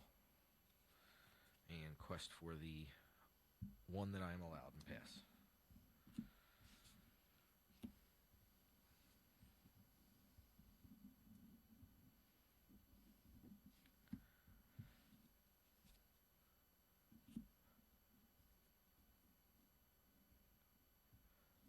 So it's a tough. See what the Clarabelle does. I got my hand down pretty good, so I'm not too afraid of the shift Clarabelle here. Should you have shifted before? Well, I can. Oh, you can't. It just gives the bottom Clarabelle evasive. So does that? So the top Clarabelle has evasive. Is that how that works? Yeah. Yeah, it's the same character, just the same as they would both go to your hand. Is it? Yes. But what if the bottom Clarabelle was printed evasive? She wouldn't then retain evasive. I believe she retains evasive.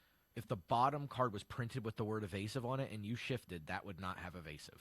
All right, then fine. Tipo has it. But No, you know what I'm saying? Like. Yeah, but I'm giving the character. It's a maybe different you're right. character, yeah. I don't know. I think you're right in terms of what would happen if it was bounced. I think also in terms of damage counters, yes. But I think in terms of the key word, it would not retain the key word, because if that Clarabelle was printed with guess you're evasive, she probably would right. lose it. We've seen that before, where So it's then like we'll it's not give even have Tipo. evasive anymore. Yeah, I definitely agree with you there.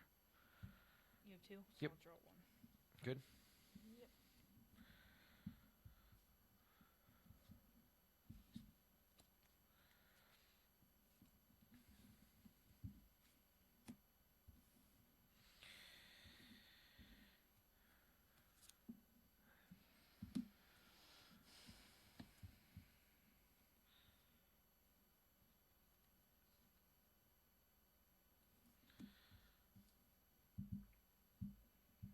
Go ahead. Can't push the button. I think it's because my finger's cold.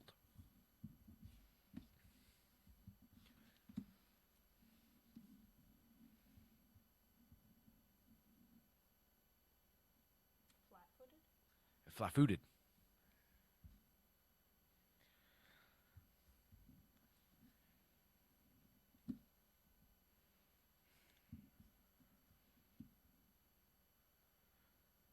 Big thanks to everybody hanging out with us again. We're here every Sunday streaming something fun. And we'll be here more often from the Illumination podcast. Give Tipo evasive. Yep.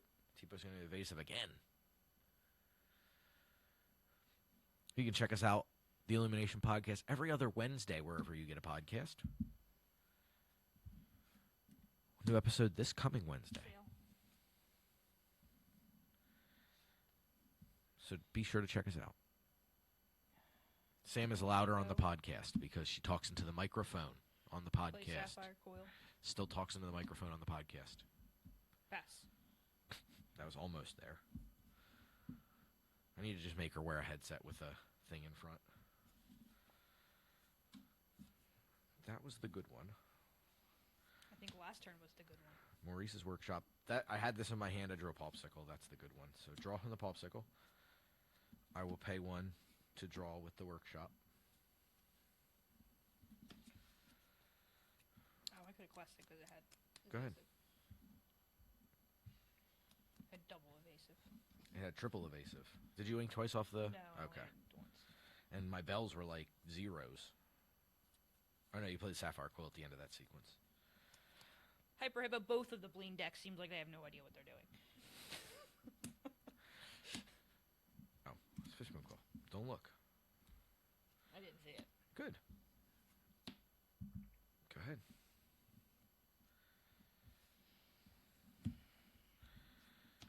The steel deck looks gnarly. I mean, granted, again, it is a lot of Sam meandering, but it definitely seems like this deck is quite good. Though I still think it should put in probably a 3-drop song for Bell. Because being able... I mean, again, but that's like I've had a lot of high upside cases of just having the Bell early. Yep. I mean, maybe Strength is just kind of poopy because I've never had more than like 3 characters on board, so maybe that's not good. Pass. So anytime you ink, I have basically no Strength. So McDuck Manor is going to catch her up quickly, so we do have to consider that. I kind of lose my my fun time here. You have cards in hand? No. Okay. Going to play Maurice's Workshop, and I'm going to pay 1 for the first Maurice's Workshop.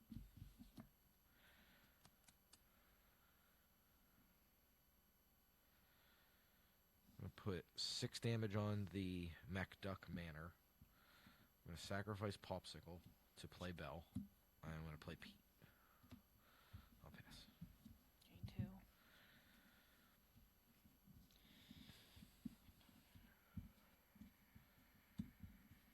Yeah, I am afraid of mirror matches with this deck. I can tell you that much. Somebody has good top decks. I think, yeah, that Floodborne deck looks good with Hero, looks good with the Universal Shift Baymax. I think there's some stuff you can do that's pretty gnarly in that deck. I think it's just the dealing with the board question that's going to be tricky. Good? Yep.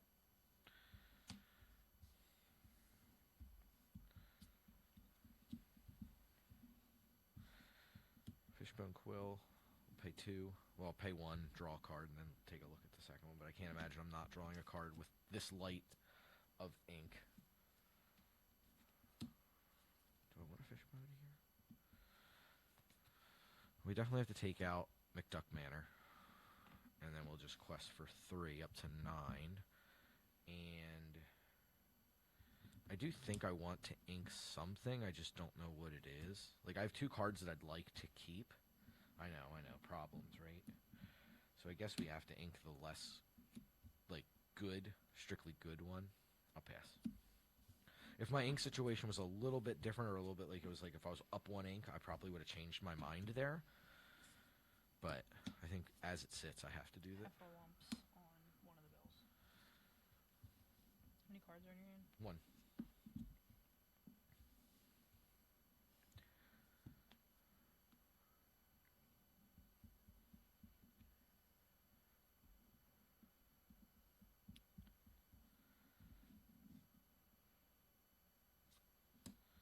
Yep.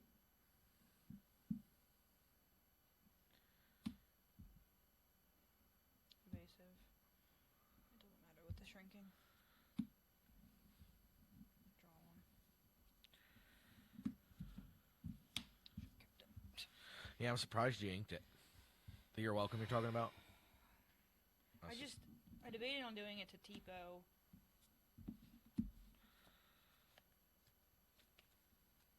No, I just want to do that. Let it go. No. No, I want to do something. I'm going to do something else. I'm going to play Aerial, because that's the correct thing. And a Bell can't quest, so... I just lose because you're going to just win with Ariel.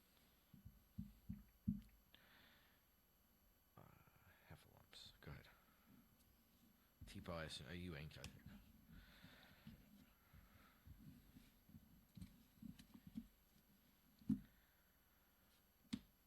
Yep.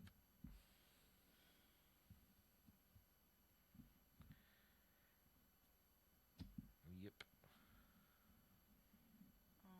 What do you want to give evasive to? I'm thinking evasive. Okay. -2. This is this turn, right? Yeah. Okay. I'm gonna just give both Pete's minus. I mean, the Pete both -2. Take it out. Mm-hmm. Go ahead. So I have the most items. So that's 5, 17, 18, 19, 20. Oh, okay. So it didn't matter. 5, 6, 7, 8. I had the Tamatoa is what I wanted to do. That's what I drew. I was like, I want to play the Tamatoa. Do you want to play this deck? No, I want to keep playing this. The blue-green deck? I mean, I want to see if it does better against something different. Okay. Well, we figured out the blue steel is, in fact, quite nasty. Even an idiot like myself can navigate it pretty well. And I am, again, this is one of my least favorite decks in all of Lorcana. The Belle helps, though. I think she does, like, a lot of good against a lot of decks. She just looks nasty out of the gate, which is what everybody was afraid of, right? Like, everybody was like, this card's disgusting. Why does this card exist? And it's looking like all that was warranted.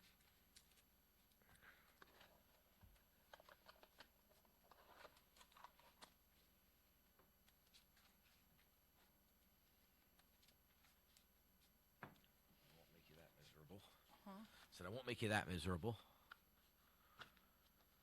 That was green steel. That I said I won't make you that miserable. Purple one?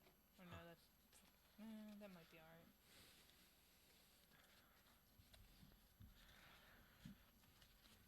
All right. So if you're just tuning in, thanks everybody for being here. Hope the audio issue isn't too horrible for you. I don't know. I went through and I think I've adjusted just about everything that I can, short of like starting and stopping the stream or rebooting OBS, which would inevitably start and stop the stream. So if it gets really, really bad and you cannot hear us and it's just like you want to hear it, but it's like you can't get anything out of it, let us know and I will do that. I just prefer to make that like, you know, kind of Plan Z-ish. But if we need to do it, no worries, we'll do it. Whoa. What? You didn't win the die roll. Did I? No. Did you? No, we didn't roll. Come on. Great. 5. Yep. Why did you even say anything? Yep. You knew who would win. Yep. Maybe you can actually win some games. Oh, gotcha. It's testing. It doesn't matter. We don't know if these decks are good. I think I'm going to keep this and put back this. Don't know what he's playing, so. I'm unknown, baby. These and this. Alright. Okay. So we are playing Lorcana decks, green-yellow list, and this is a very aggressively footed list. So we are trying to get ahead, stay ahead, and end the game as fast as we can with this aggressive deck. So I like these. I'd like to find another. I think we have to put back this thingy. Probably keep this because it's inkable. So I like those, and I like this. I think these 3 cards are not for us right now, so I'm going to put back 3 and draw 3. You can't go too crazy mulliganing with this deck because it does have a high uninkable count.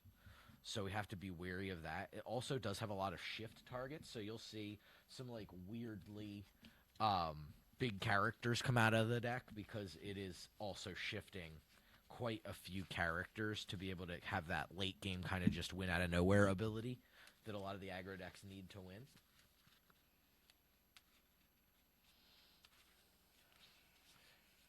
Yeah, I think the Belle just looks so good. Like, she's like Brawl. Like, she just shuts down the aggro decks.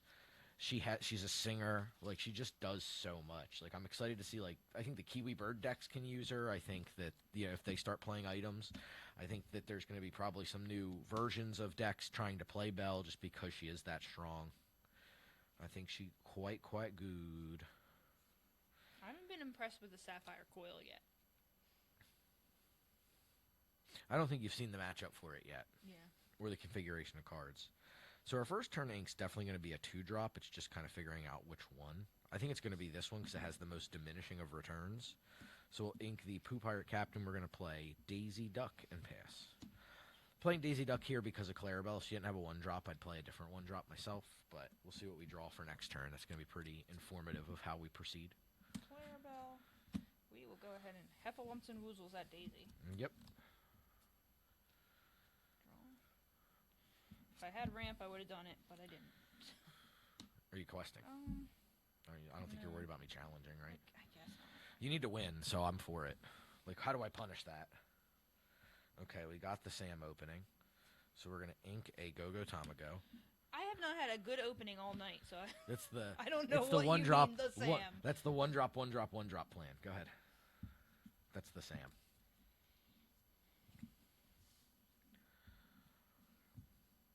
So we'll see what she does here.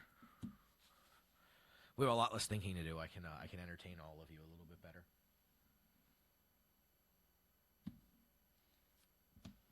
Oh, did they? Did they shoot up in price? Not surprising, considering the amount of decks that it could go into at this point. Pass.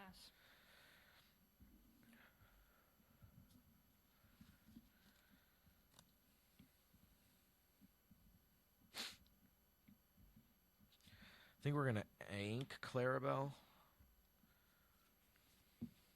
We'll play Kit. And we will quest. You get a Daisy Duck trigger. And I'll pass your way. The one thing this deck is very susceptible to is Under the Sea. Does this version play Under the Sea? Yeah. That's the I think card. only one copy, though. It's the card we're the most susceptible to, for sure. Yep.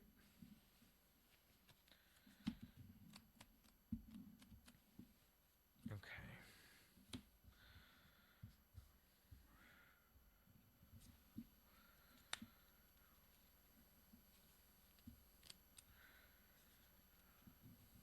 After this game, I'm going to take a quick break. I'm going to play Clarabelle and pay 2 more to blow up your coil. Just to make sure you're further unimpressed with it. Quest for 6.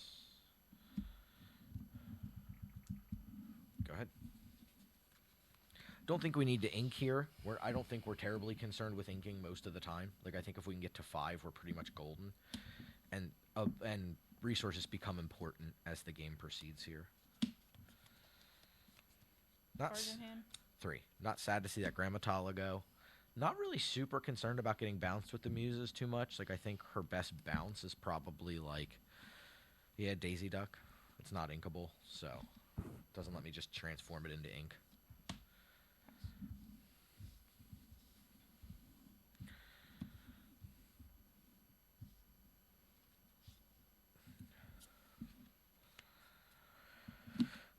Quest for 5. 3 ink. Question is, how much do we want to play into a potential Under the Sea? I think we want to mitigate it as much as possible. So I'm going to play Bonsai, and I'm going to replay Daisy Duck and pass. So if she under the seas, we still have a Bonsai on board, which is nice. She can't bounce it with the Muses because we got rid of the coil. So she can sing quite a few songs too and just kind of like manually overload our board back to our hand. So it's like there could be some argument to ink on that turn to try to like help us reload the like reflood. But if she goes tempo, finds the Under the Sea, and we reflood the board, and then she just Under the Seas, we're in the same spot, but kind of a little bit worse because we've inked resources to try to rush resources out. Okay. Sapphire Coil. No. Okay. No. What is Tipo? Strike a good match. Okay, Jeez. I'm like, what is happening here? 45 to 50. Wow. The chat is like way across from me, like way over. I'm trying to, like way over this way. So I have to like lean over. So if I'm slow to respond, it's because I'm leaning over to read the chat. Discard Tipo. Sing Under the Sea. There it is. I had it last turn, but I wanted to see if I could get rid of the Bonsai too. Just gonna shuffle them up and put them in a random order. We're gonna ink Clarabelle. Yep. And pass.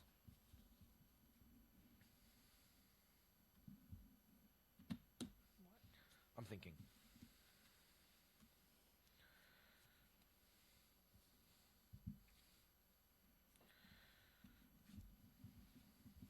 Good.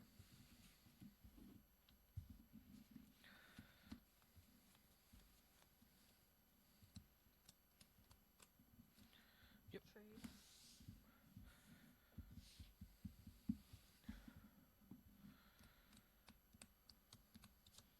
Peter Pan. I can't gain lore unless I have quested Unless you or know. challenged. Yeah. Okay. You have a song to sing. Yes. Okay, good. Sale. Yep. You're welcome. Mm-hmm. Yeah, that. We'll bounce the. So I get to draw 2 cards, which is kind of nice. This deck I is... think I really had a choice. No, I think you're doing what you have to do. Well, actually, keep the. I think keep the Merfolk on board. Not bounce the Merfolk. Right, because you have to challenge if you want to gain lore. Okay. Right? I What don't... do you think? I mean, I don't know. It's not inkable, so I don't think it hurts to put it back in my hand. Okay, go ahead. I'm not going to exert it. Good? Yeah. Like, if it had Reckless or something, that'd be one thing, but... You have 1 card? Mm-hmm. Well, I guess I'll play Ursula. Got it. So no song there, so I'm just going to replay the Merfolk and pass. Forces her to find something. So now I can just challenge with Ursula. Did you draw from your welcome? Yeah, you did. Yeah, I drew 2. Yeah, so you just win because I can't do anything. I mean, you had the challenge with Ursula, and then you can. Yeah. So, I think I was starting to come back, but this is good against that deck. I think that card's just good. I think I drew. Pretty sure I drew Hyper Info. I think you only had 1 card in hand, so. It's possible. Maybe I forgot. I don't know. I don't even need cards to win. You're taking a break? I just have to use the restroom real quick. Yeah. You're number 2. I muted Sam's mic.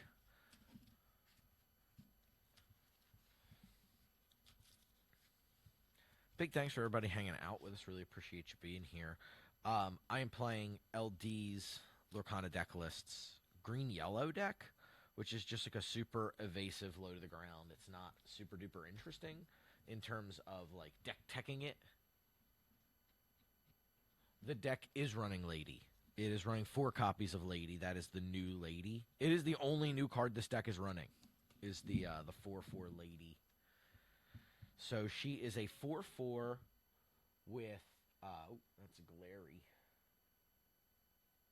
See if I can get it up there without any glare on it. She's a 4/4. 4/4 with shift 3, and she has the ability of something wonderful. And when you play this character, you may return up to 2 characters with cost 2 or less each from your discard to your hand. So we can do some cool stuff like replay like Ursula. We can pick up and put back down Go-Go Tamago, which is really strong. Being able to reuse the ability to gain a lot of lore with Go-Go is nice.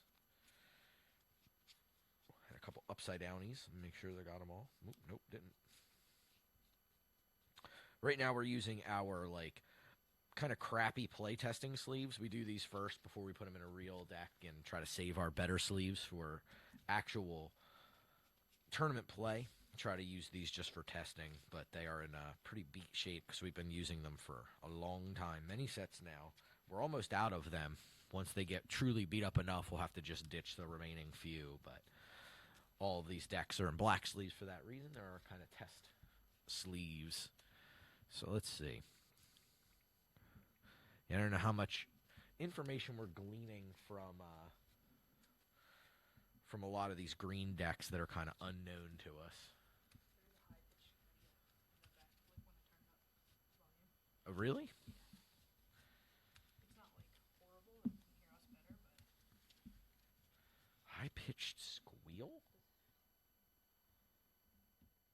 That's weird. Maybe it's just up too high. Could be a connection. It's like very low. Like when I turn it all the way up, I can hear like. Huh. That's interesting. Something to work on. There are a couple other ways we could go about potentially trying to solve the audio. Because right now we're using our podcast audio setup, but not. Normally, obviously, we record to hardware, like we're recording onto an SD card. But for this, we're actually running to our mixing board and then running the mixing board into the computer. And we're doing that via the stereo. Well, technically, we're running the. That's not true. We're running the mixer into our Blackmagic switcher, which is the thing that lets us change the camera angles, and that's being run into the switcher itself is handling the audio and is running back into OBS. So the problem with this setup is while it mitigates a lot of the problems of like cheaper microphones and things, it also creates like 5 different places something could go wrong. So checking the audio is an annoyance, to say the least. Ah. There you go. Thank you. Not that it's much better than when you're talking. Going first. Yep. One of these days I'll lose. We're just testing. It doesn't matter. It matters when you're making fun of me.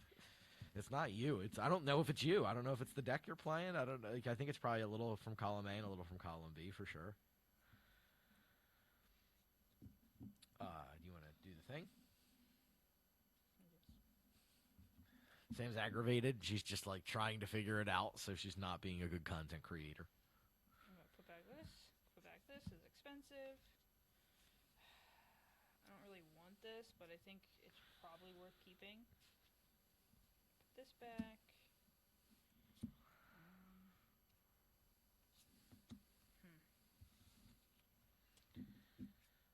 I guess we'll put this back. Just debating on this card. I guess I'll keep it. It's inkable. So, put back 4.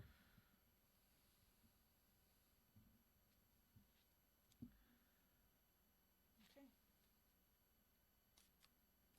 Is that a mediocre mat? It is. Tier 1.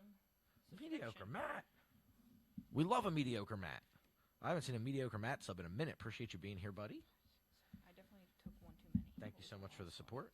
What was this one? Appreciate you. So my hand is 4 cards I would like to keep and 3 cards I would like to put back. So we already have a 2-drop, so this bonsai is pretty irrelevant and it's uninkable. Lady is too expensive, and Rapunzel right now with the hand we're keeping is largely irrelevant, so I'm going to put that back and just take 3 new cards. 1, Hello. 2, 3. I feel like you should have the phone. Hello. 'Cause I can see this. Well, I didn't know if you were looking at other stuff on your phone or not. Not typically. I can grab it if I need it. Isn't there just like a chat mode only on here? So you're not eating up your battery power? Not that I know of. I thought there was. I'm going to break this iPhone. Let's go there so it's not a close-up of your cheek. Oh, come on. Who don't want to see these cheeks? That's fine. I charged it.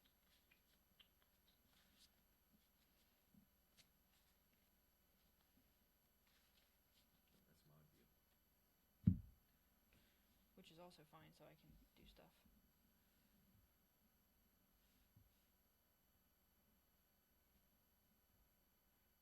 Yeah, hit open. Oh, or not. There is a chat. See, he said there's a chat only. I know there's a chat. I don't see it. That's what I thought. Not crazy. Well, that's not true. Not crazy about that. Not crazy in that regard. Nope. Ready? Sure am. Inca Baymax and pass. Oh, you're done.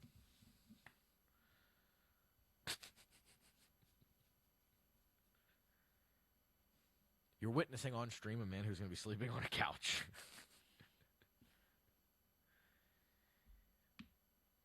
This is a relatively tricky ink. I thought I was done. You should know what you're doing. It's under viewing options. Okay. A Piglet. Merfolk, go ahead. Well, the thing is, I'm just drawing straight gas, so I got to figure out what the worst gas is. It's tough.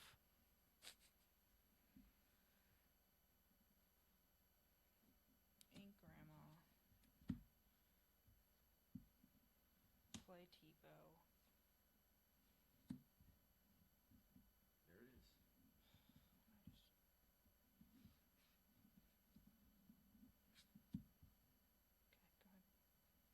is. It just like kind of stops it though. Like it just hides the. I'm fine with it eating up the battery. I just wish that like you could push it over more, but that's okay. You're good. All right. Whoops. Tipo is a little rough. How many cards in hand? 4. Okay, so she's Secret Ink with Tipo. So I think Ink Pegasus, play 2 more Curse Merfolk, quest with Curse Merfolk, and pass.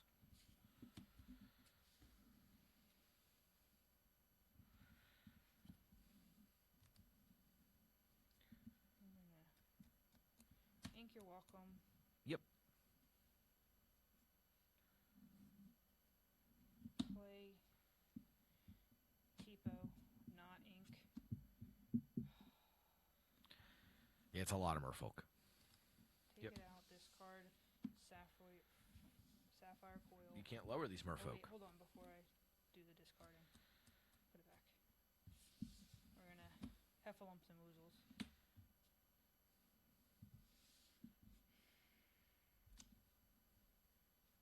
I think it's still that. Okay. Good. Yeah.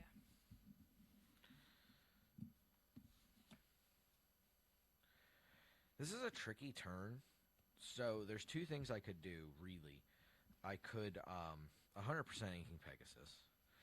Did you have that when you inked the little one? I did not. Okay. I just was drew. gonna say, I that just drew it seems for like turn. nuts. I just drew that for this turn. There are 2 options. I could play the less ink efficient option of playing Ursula to try to take a song out of her hand, which makes challenging. Mas or Manos, like she'll draw for turn. She could then ink play something and then have no hand. So that's like probably not the greatest prospect ever. So I think I'm going to do the reverse and fill her hand up with things and cloud kick the Tipo back to her hand and quest for an additional 4. It gives her an easy discard or an ink, but I think that's fine. It lets us then re-challenge with Cloud Kicker or something if we so choose. There's some options there. Sale. Yep.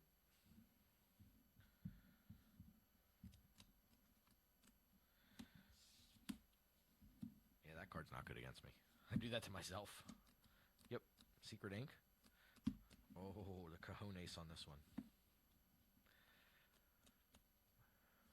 What do you mean? What if you get stuck to where you can't flush out your hand next turn? Like, what if I Cloud Kick again or something? So you don't think I should Secret Ink? No, I'm not saying that. If it's right, it's right. It's definitely right. Okay, good. Good. I assume that means the card was just useless. That would have been number 2. Okay. Yeah, it's a pretty useless card. Okay, we'll challenge Tipo. I think we just want to take that off the board here to mitigate what she can do. Do we want to ink the Ursula here?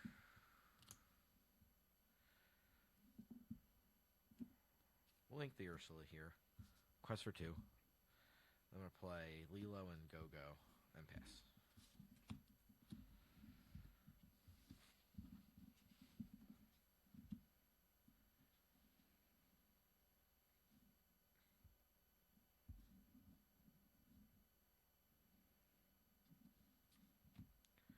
Big Bay Max.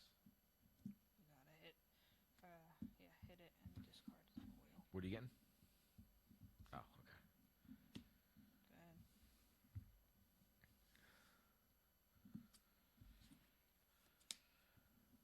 We will invite it to the ball. Reveal top 2.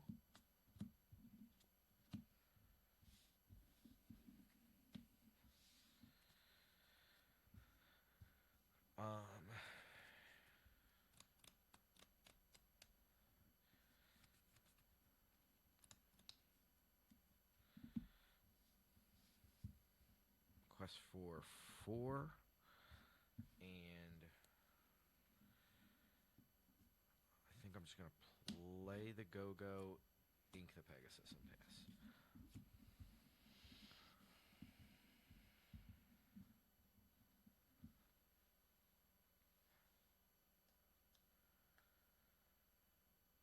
So she can challenge the Cloud Kicker out, or she can take care of the Lilo. Drew this. That's interesting. I don't know. I don't like giving me cards sucks, but that does permanently answer the Lilo. Do that to the Lilo. Take out the kit.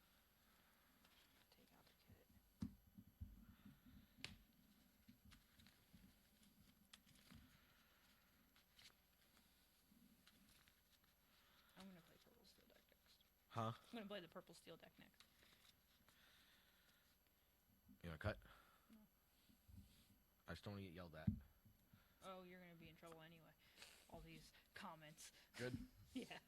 It's rare I beat you on the stream, so I got to just take advantage of it. You predominantly win the games on stream, and it's kind of not close.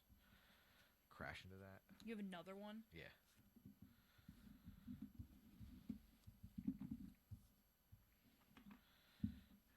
Ink Morph, play Piglet. Stop.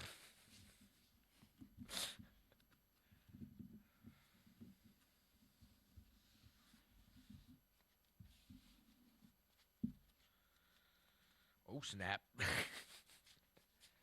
take the Purple Steel deck. That's in the Alice box, right? I think. I don't know for sure, though.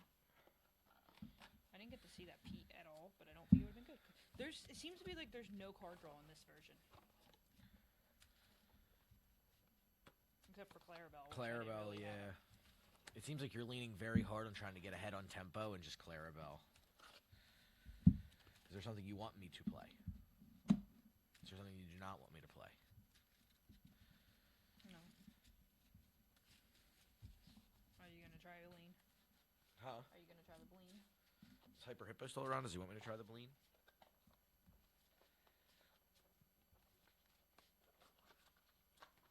He might be in bed. He did have a long day. Crazy long. There's nothing more tiring than You're driving. gonna play that? Is it what I think it is? The one I just built? Yeah. Yeah. It's the only negative. I can get a list if needed. It's just not on our thingy, but that's okay.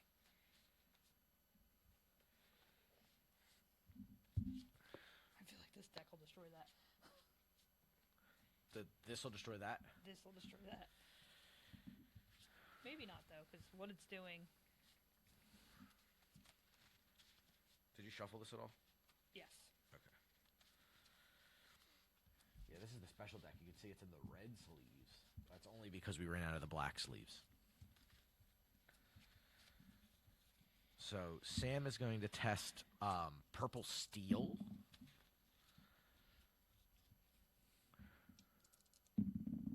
Oh, we did it. Maybe that's just the key. I have to go second. Maybe.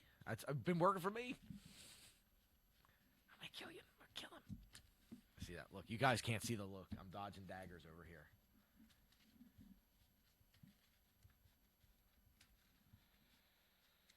All right. She has not moved. No, she's just living her best life under this table.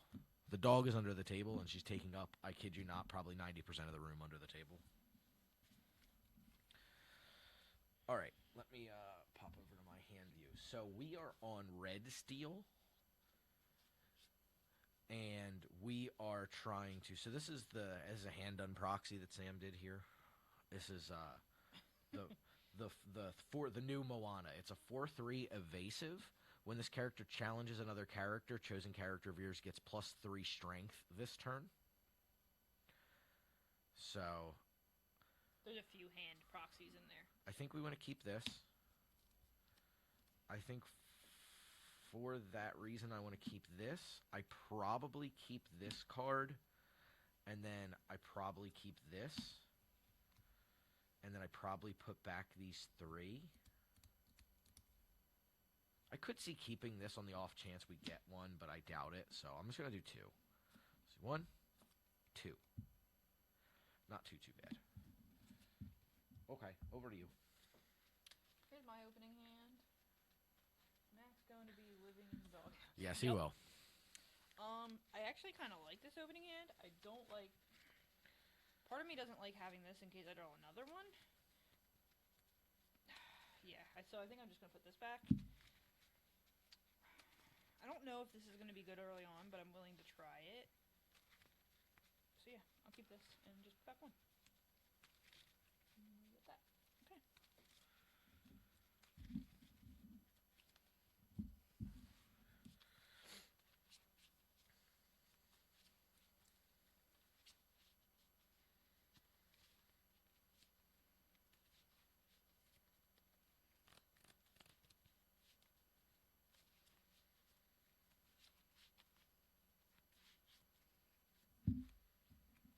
Good.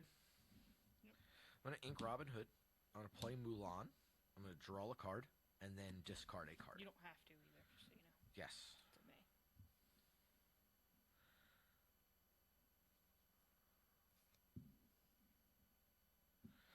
I'll ink a big Mulan. Go ahead. That makes me think you might have another one. Or it just doesn't shift for 100,000 turns. Or that.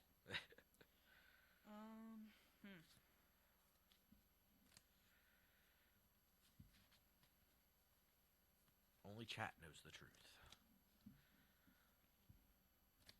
I think we're gonna ink a Diablo, play a turn $5. Good. Yep. Licking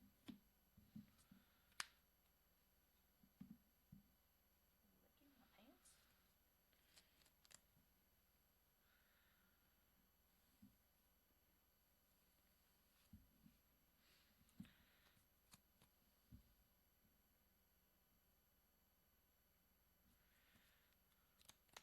We're going to ink Mushu. Archazia Siege will be happy you're playing that card. Mushu? Yep. Yeah, this card is super exciting. Play Medallion Weights and pass. That's...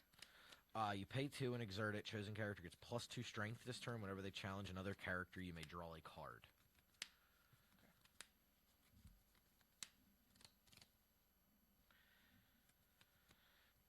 Got that Mushu hype. Quest for one. Yep.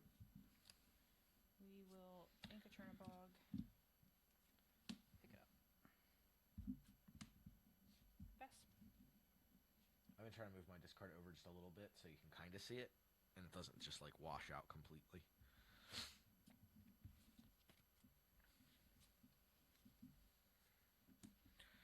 Play Robin Hood. Ink Robin Hood? Ink Robin Hood.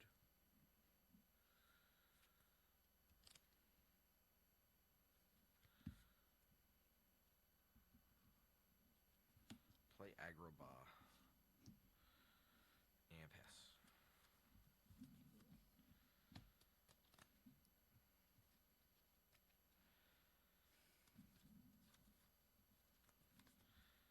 Hit. Mm-hmm.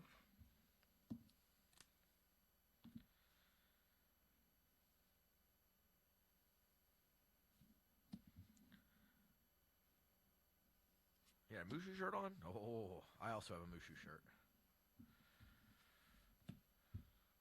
Good. Mm-hmm.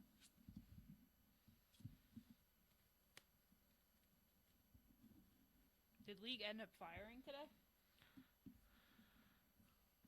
Yep. Draw a card. You're baiting me into that. I mean, that's kind of what this deck does. Just the 3. Discard Medallion Weights. Ink Little Queen of Hearts and pass.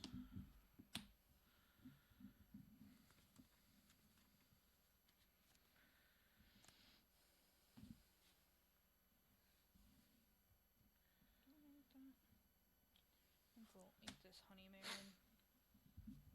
Honey Marin.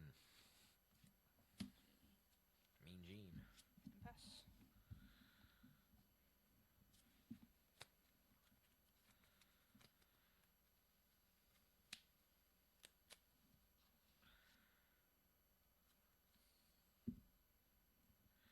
Ink Pete. Play Agrabah.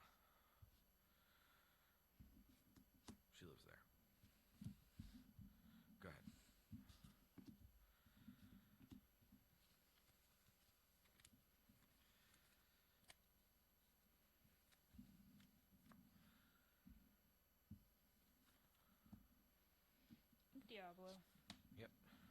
Elsa, exert your Mulan and take it out. Quest for 2. Go ahead. Game 2.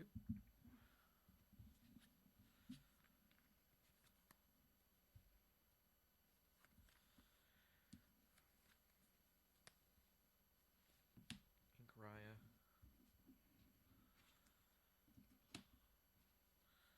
Queen of Hearts. She lives here. Go ahead. You have 1 card in hand? 1 card. It's the deck's problem. Well, right now you've played mono evasives since I've taken out the Madam Mim. But that's the power, is you get to just play evasives. Crab, Elsa, and take the... Yep.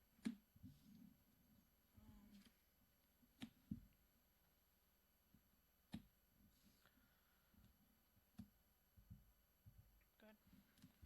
Sign of strength. Inking strength here. 0 concern about this Queen of Hearts. You can't attack me. Okay, what does she do? She So, is evasive, this is the new Mulan. She is a red, steel, gold card. She's a 7-cost, inkable 5/6/2. Shift 5, evasive. Whenever this character challenges another character, your other characters gain. This character can challenge readied characters this turn. Would have been better if I could have shifted her, but you decided you needed to take her out with Elsa that turn and not the location.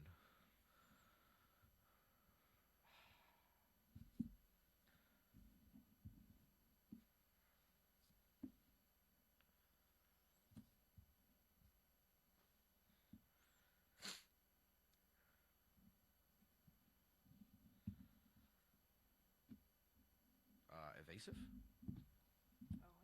Oh, I have to... Oh, that doesn't work. No. So I need to... Elsa trigger. Ugh. No, this has nothing on it, right? Or does it have 2? Yeah, it has 2. Okay. From taking out the Mulan. That's right. So I... Okay. Oh no, so it doesn't work. 2, 4... I didn't ink yet, right? Not that I'm aware of. No.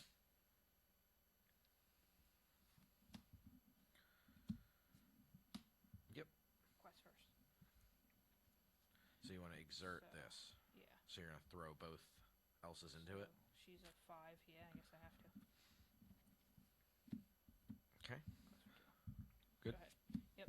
Okay, good. Just going to play Super Goof and pass. Yeah, exactly the problem. You have basically Mulan and Moana, and I think the other issue is going to be that you really desperately need some kind of rush.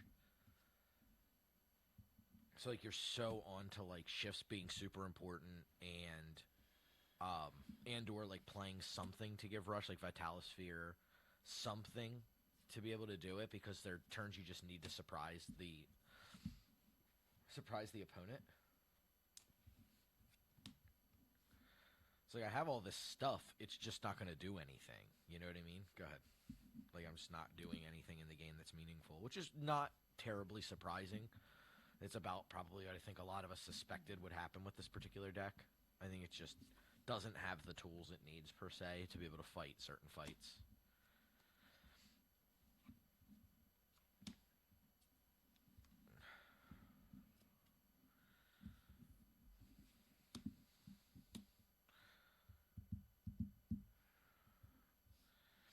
I just don't see a way I win this game. Go.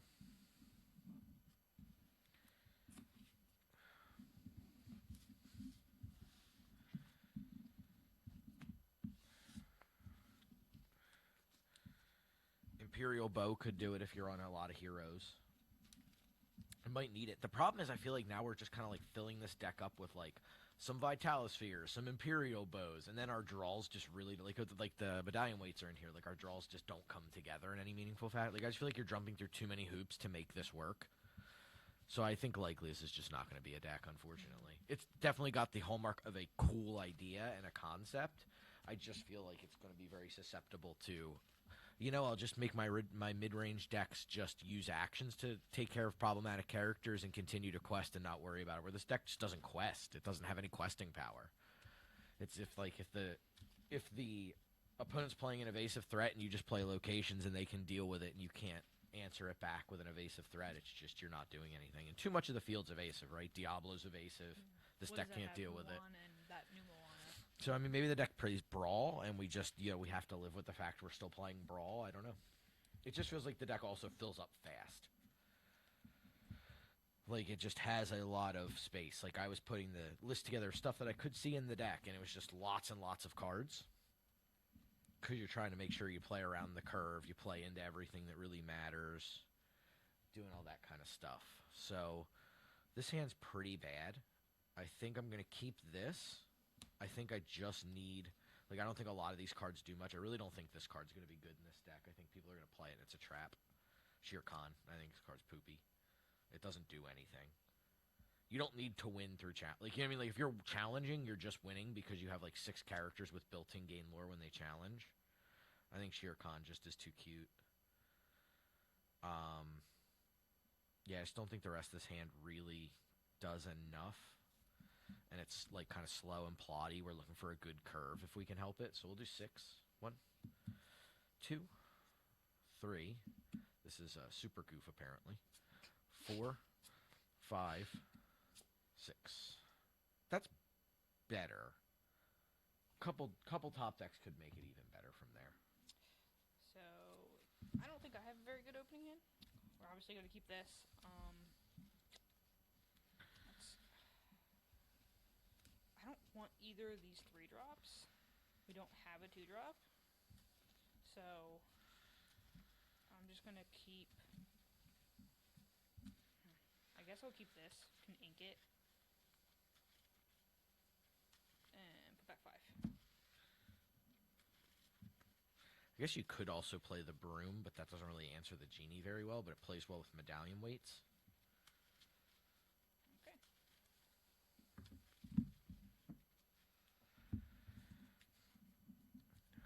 So that's an option as well.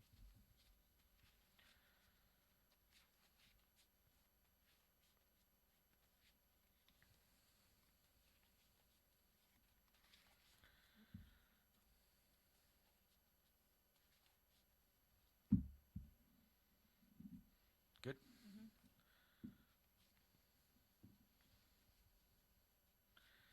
I'm going to ink a Mulan, play a Mulan, which lets me draw. Discard fucking Shere Khan. Go ahead. The card's not good. I'm calling it now.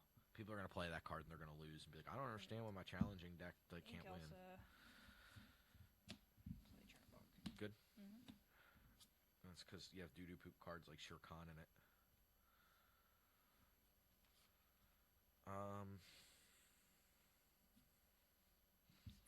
Quest for 1. Snake doesn't really do anything here, so I'm not too super worried about it. Our curve's getting a little glutted right now, so I think I'm going to play Raya, or Ink Raya, and play Robin Hood and pass. Robin Hood's still good if we draw Shift Robin Hood next turn. So we're looking at our cat. Okay. We're going to play Honey Marin. So when you play this character, if an opponent has exerted character, play gain 1. Okay. Are we drawing a card? I'm debating if I'm drawing a card or trading. You're on the draw, so you're technically up a card, so it doesn't truly matter. I don't know how many cards you need to, to try to keep ahead. Feels like you might be able to get better trades later for it, but that's your call. Okay. I get respecting the shift Mulan. There's a lot of options for Mulan shifts, too. Are you get both Mulans or just the one? Just the one. What other one? The old one that shoots everything when it comes in? Oh, yeah, there is 2 of them. Okay. Yeah, I think that card's still very good. I think I put the 2 of them in there. It's another way to deal with an evasive threat.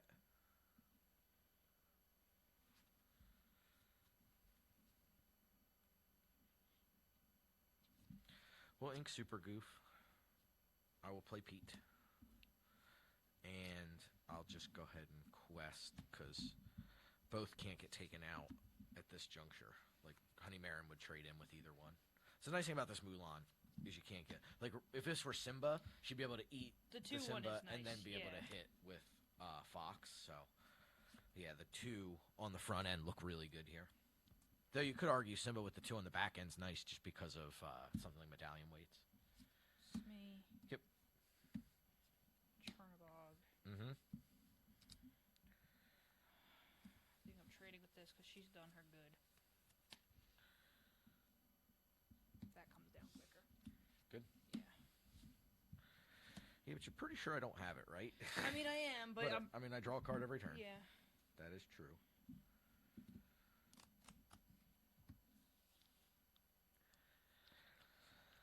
Interesting stuff. We can definitely quest with Pete pretty guilt-free, I think. It's also a question of, like, how we're using our resources, right? Like, we need to be careful about that.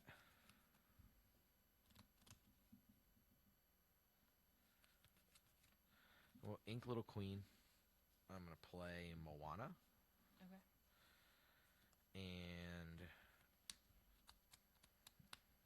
I don't love the Mr. Smee challenge, the Mulan, you get to pick it up thing, so I'm just going to pass. And we do need to save units for challenging. It is kind of what the deck does.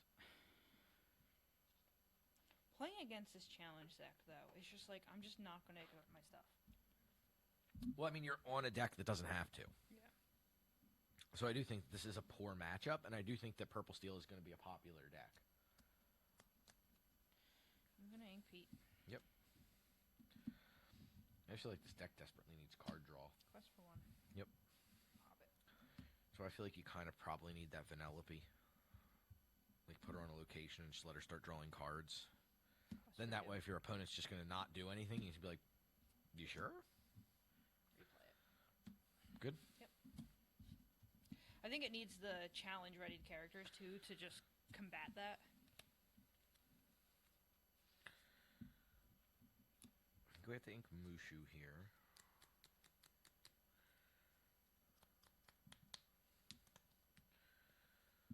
Play Queen of Hearts. And I still think we get free quest with Pete. We have a Vase of Moana to give us 2 more, and pass. Grab.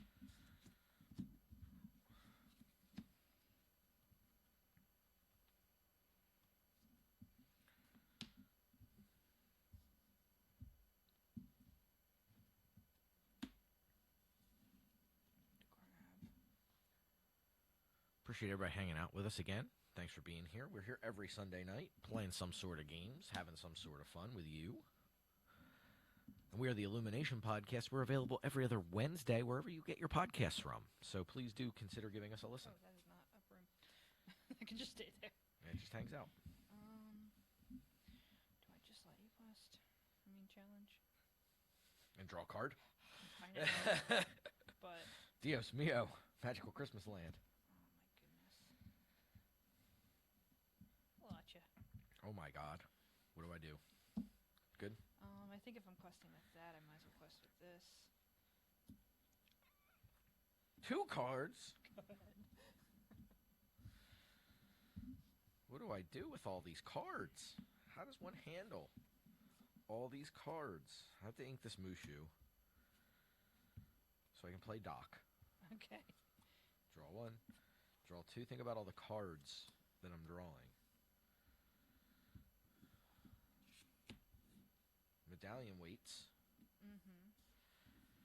Medallion weights up the Mulan. I guess I'll crack in here. Draw a card. That'd be Smee. Draw a card. I don't know why I drew that. It's because you said draw a card. So I'm up so many cards now. And what do we do with Mr. Smee? Oh yeah, you got to draw off Queen too. I forgot it's not just her. I guess we go ahead and trade you and draw a card. The problem is without the Mushu out, we're not doing as much as we would like. What did Mushu do? Gains 2 lore. And they get resist, right? And they get resist too. So, quest with Moana and pass. It's not the worst place to be, but it's not the best place to be either. Like, we're just kind of losing value. Ink Pete. Mm-hmm. And we're gonna play Goat. Gain a lure. Quest for 1 with Diablo and pass. We're still way behind. Artemis Siege thinks the Mushu ink was wrong. Does it say that? Yes, over here it does. Oh. It doesn't say it on there. Well, if I didn't ink the Mushu, I would have played it and then just taken the turn off and not been able to dock. So it's like I could have filled my hand. But would it have let your characters live that challenged?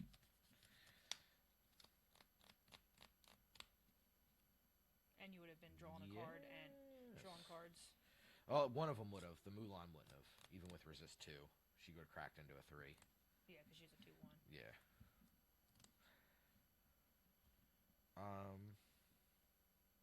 It's interesting.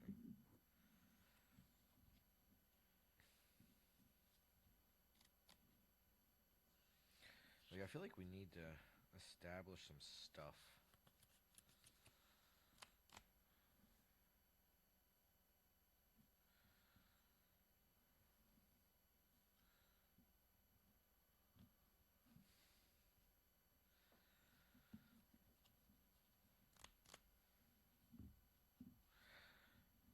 I guess I'll medallion Waits the dock, and I'll take out Diablo and draw a card from Waits. Also draw a card. Draw a card from Queen. I ink this Queen.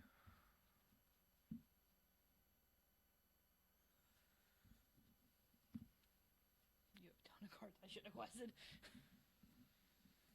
Play RLS Legacy.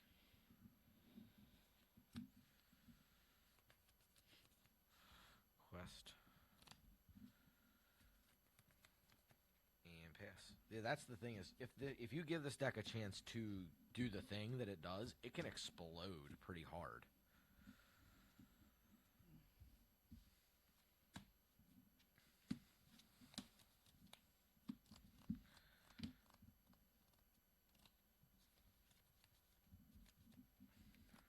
I think I just race you though. Good. Yeah.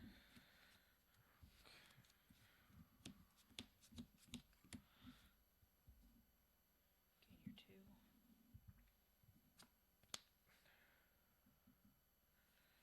Yeah, I think this deck definitely has too many. Even with the shifts and stuff, it still feels like there's a lot of 5s.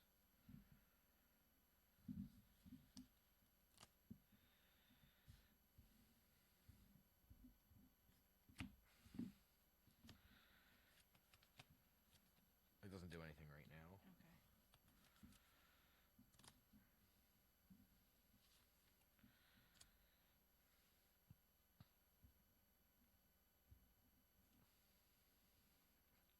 I'll take that out. Even though I have this on board? Oh yeah, that's evasive. Okay. Yeah. Draw a card from the Queen. Give Doc the pump from her. So Oh yeah, forgot about that. Doc. That's cool. Draw a card. Play Robin Hood.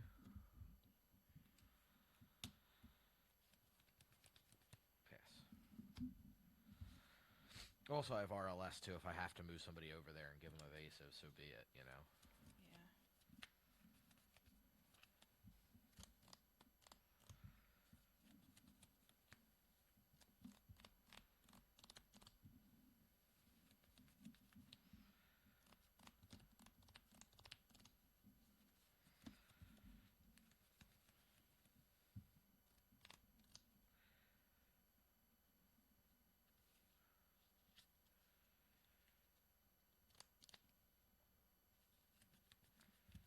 Characters. If she challenges, your characters can challenge ready characters. Yep.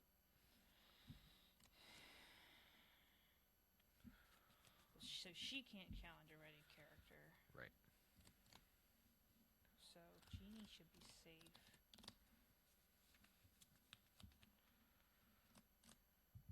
Go ahead. actually an interesting game, at least. The last game was not. Right.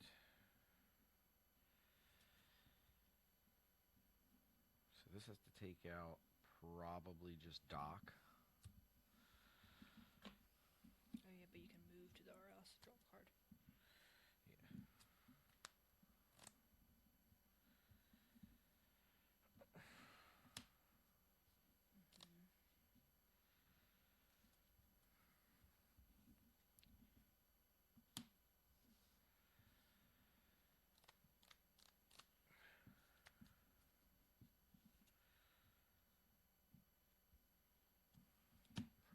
His other?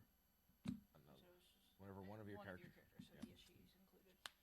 It takes 2. Are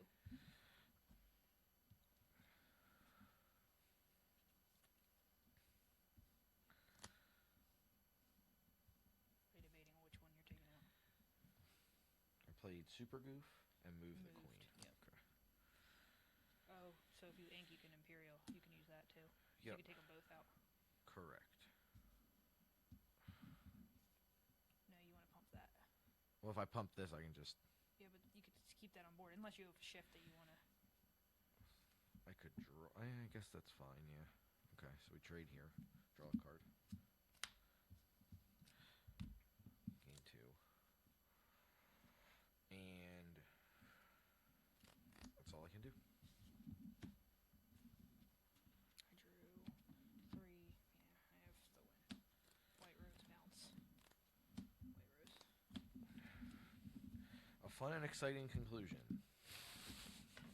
I now have how many cards that does that? Right. You had the honey mirror in Right. and stuff, and it starts to do that. And then I have the giant cobra that I just discard and gain 2. Yeah. So, short lesson of, is this deck here yet? No. It relies too much on your opponent making the decision, and I think we're talking about a world where you have to play too many things. Like, I don't think you have cheap enough locations to really start them having to challenge on critical turns. And I think that's the best way to get them to exert their characters, because if not, you're just winning the game. Yeah, because I just ignored the 1. Right, it's just the problem is I can't... Against some decks you can't. I don't think against that blue steel deck, I think you give 0 fucks about what I'm doing over here with my challenging deck. It's like, cool, challenging deck. Like, I don't care. Like, I just think that this deck is irrelevant against so many decks that are good. As cool as it is, and I do think it is a cool deck, it is not, I don't think, a well-positioned deck with some kind of game plan that is strong enough to warrant being played, unfortunately. Unfortunately. So, what are you playing? I'm going to stay on this. Okay. This is actually a serious contender for what I might play. Okay, well, I'll play you with the blue steel deck since that was kind of the menace here a little bit. What are you up to, dog? She had to go underneath of the little handle from Okay. the rig. Oh, yeah?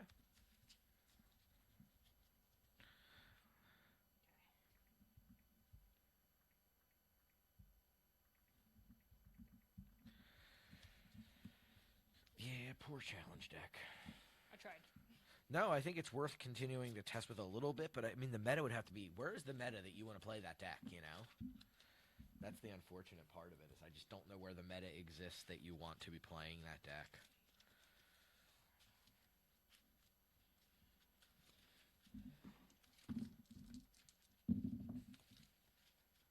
Uh-oh. 6. That's 5.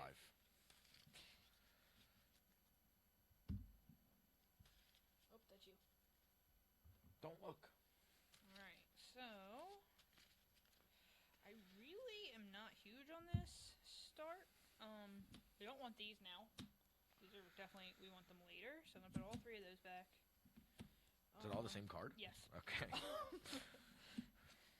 Definitely like this start. I don't think this is good until like late when you're trying to win the game. And I could see an argument for keeping this, so I guess I will. We'll back 4.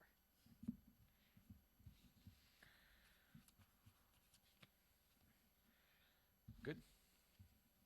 No, I am. Cool. We have a bunch of stuff. I think 3 of these are really good, obviously. The card I don't know for sure about how you handle, how you approach, huh? Bell. Card I don't know how you approach whether you keep it or not is Fishbone Quill. Like I don't like because that would be essentially like if you're going for like the second turn ramp, you'd have this Fishbone Quill turn, so that would lead me to believe that you'd want something else on top of Fishbone Quill that turn. And that would be, so you'd go up to 3, ink for 4, go down to 1, use the Fishbones, then you'd want another 2-drop, so like maybe you'd want Mr. Smee if you're going to keep Fishbone Quill. Oh, it's a good question. Like, I don't think you're as, like, in the blind, I don't think you're as committed to it because you don't have Whole New Worlds anymore. You're not like I got to hurry up and I got to wheel away my hand, so I think I'm going to put it back. And I'll draw 4. 1, 2, 3, 4. Hand is like, I mean, it's got potential. Like, there's definitely a lot of that going on for it, but I don't know as though it was what I consider to be a weekend. I'd say of the Blue Steel matches I've played, it feels like one of the. It could go great. It could also go poorly. Whenever you're ready. I will ink a Pete, and I will play a Turnabout Scholars. Good? Yep. Draw for turn. Going to start off by. What did you ink? A Pete. Pete. I'll also ink a Pete in that case. And I will play a Popsicle. And I will pass. No bell. You survived. Hallelujah. You survived. Quest for 1? Yep. I will ink. We'll ink a crab, and we will play 2 1-drops. Yep. Go ahead. That is not good for us.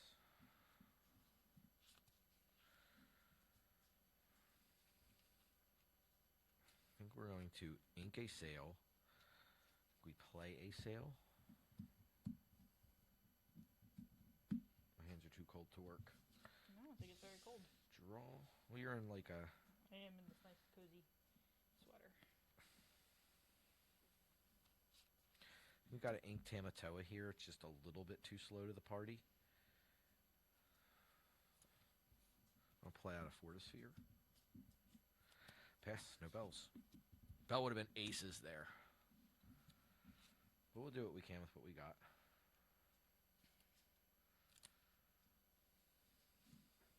We'll ink a fox. Play a Pete. Okay. Go ahead.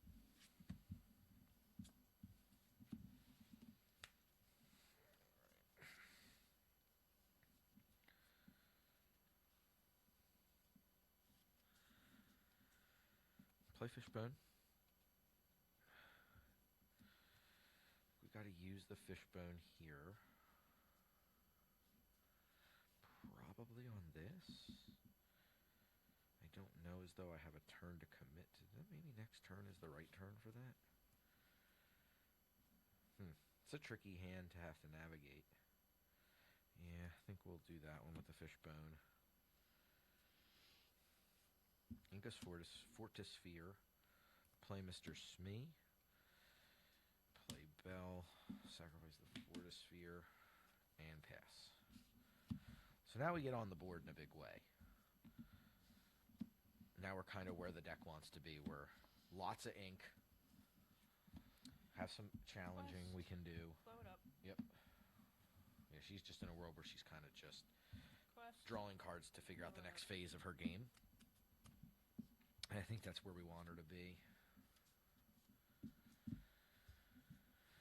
Quest. Yep.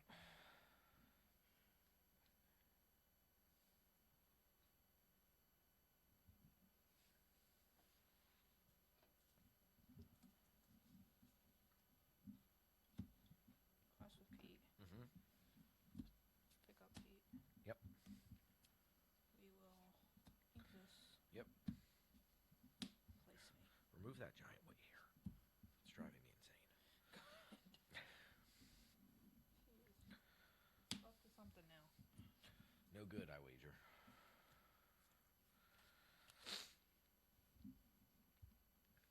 I think we have to play Hiram here. Blow up the popsicle.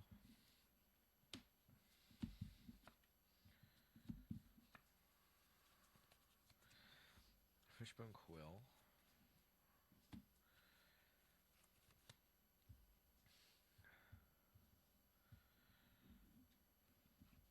Sail the Azurite Sea. Yeah, I picked up Pete. I didn't play. Yep. Inks me. Play Popsicle. Something I think this deck might need to add is item destruction. Yeah, real quick. Yep. Pass.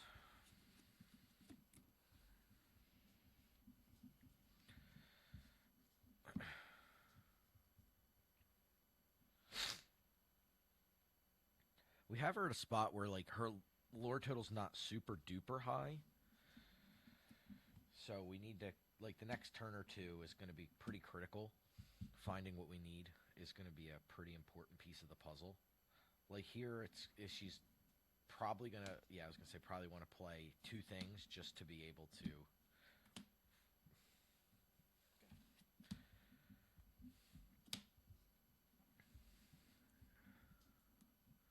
Benja or Aladdin. I think Benja might be better just because Aladdin might end up getting, banished before you get a chance to even quest. And he quests for 2, so I think with this deck it's aggressive, so I think it would look better.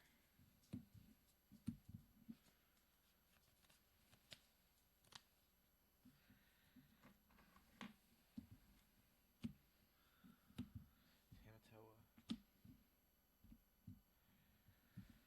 Bank these two things. Trade you. Yeah, I think for the version I have together, Benja would be better, but yeah, I agree with you. Fishbone Quill. I think we get to ink that, unfortunately. Maybe I don't have to do that yet. I think the answer should probably be just use the...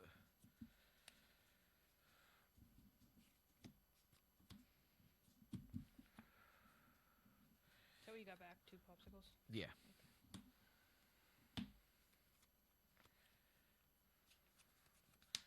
Question is, she could go up to 14. You have 2 cards in hand. Mm-hmm. Question is, do we want to trade Mr. Smee for the snake at this point? With a Mr. Smee and a Pete already out? That's a tricky question, actually. I think the answer's probably not. Huh.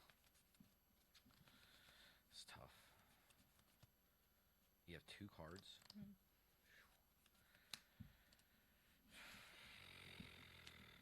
It's tough.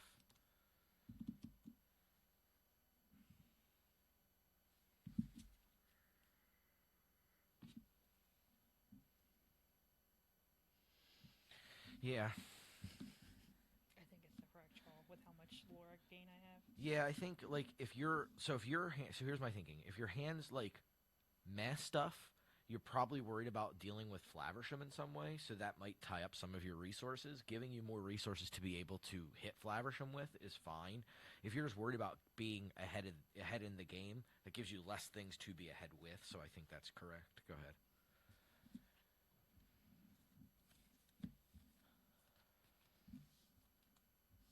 Cost for 3. Go ahead.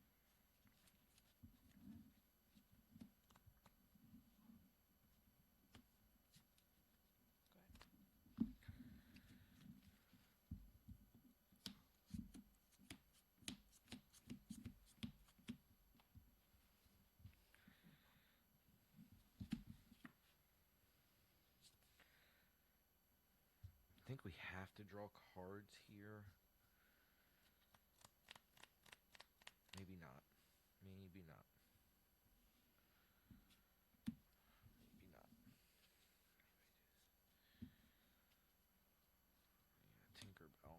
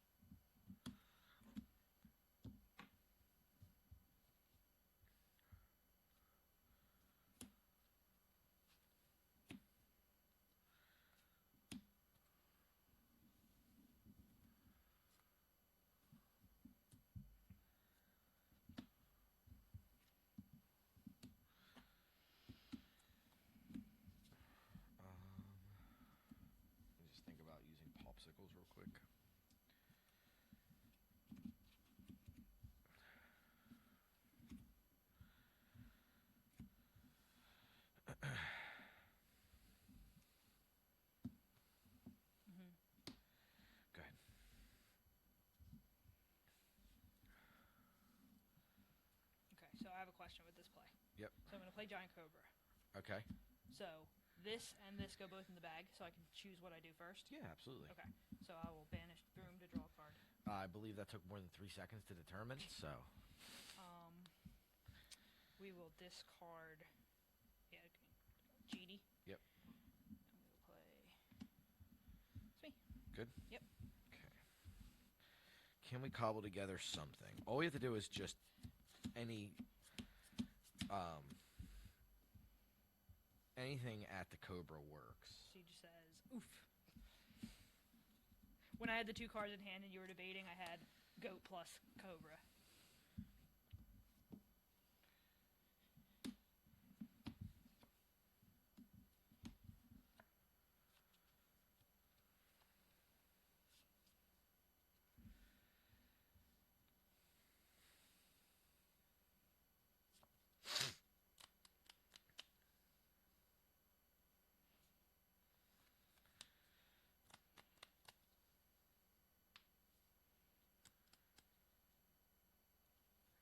I can do it.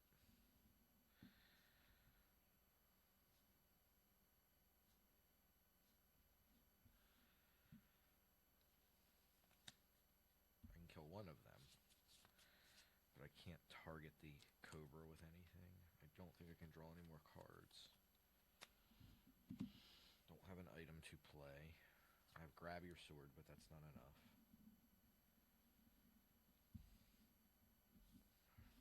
Grab. I can shoot one of them. Well, grab would this die? No, because it's not chosen, It's right? not chosen, yeah. Okay. So it's like Zeus takes that out. Mr. Smee sits there with 2 damage, which is enough for him to quest with. I have Ariel and Bell, which is not enough. Okay. I'll go first. There's just so much coming out of the hand now with this deck.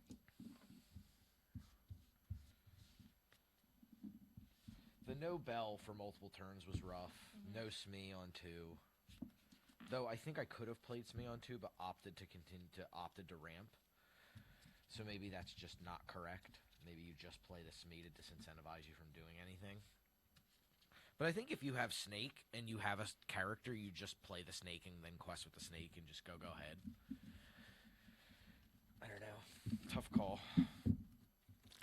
I don't know this deck super well, so I don't know, like, in that situation, what's the thing you want to be doing.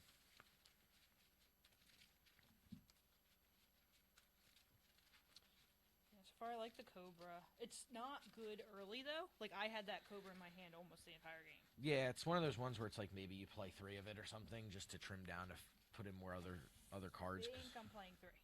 Yeah, feels like you probably don't want to play 4 of it.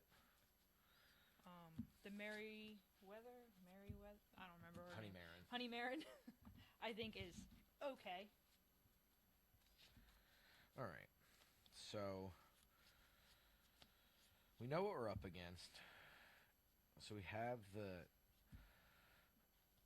cards here. So I think it's just kind of figuring out how we sequence our turns. And I think it's just probably play that a little bit later. So I think we keep these 4. Maybe we keep these 5, put back 2. It's a little anemic, and like we're trying pretty hard to find Bell. So I can definitely see a world where you may want to weirdly put this back. But I'm going to be more conservative because I don't know the deck as well. I'm going to keep these 5 and put back 2. So we got 1. Not very good. 2. Fine enough. I just kind of have... Just kind of have like a good curve. And I think it's kind of just doing what the deck wants to do. You and the microphone. I pointed to the microphone. She turns her head to chat. I'm making sure I have my hand on the camera, which is why I keep turning my head. Well, talking to the microphone, I'll tell you. But anyway, I think I'm going to keep this hand. Goodness gracious. All right. Ink Pete, play Popsicle. Pass. That was the worst draw in our deck. Oops. Yeah, that card is terrible for us. Is it the sale? No. No, the sale I kept. Well, Ink Diablo, play Chernabog, and pass. The card's not horrible for us, but not great for us. So So our inkables are a little problematic here. I think we just ink a Popsicle, play Mr. Smee, and pass. I think we just try to just establish the don't do stuff ethos. Quest for one, pop it.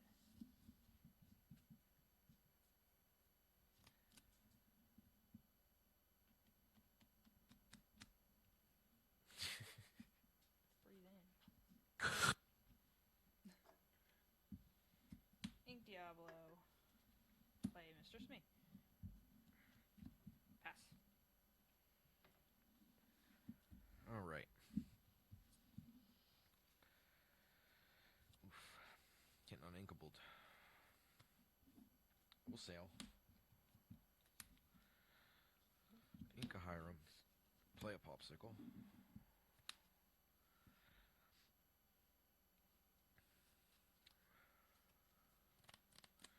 Quest for 2.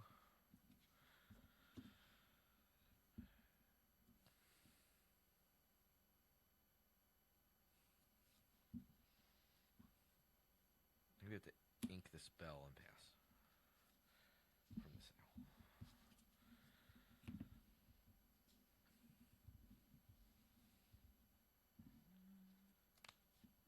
Ink a snake.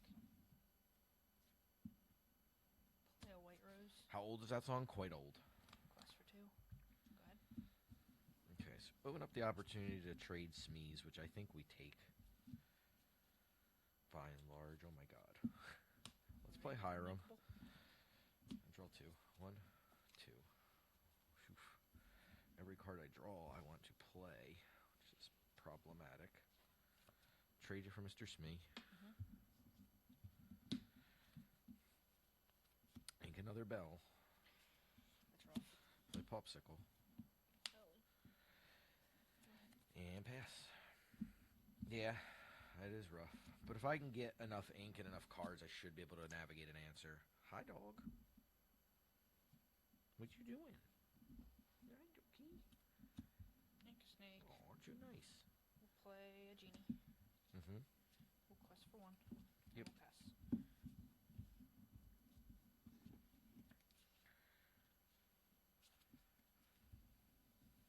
Ellie, go lay down. Lay down.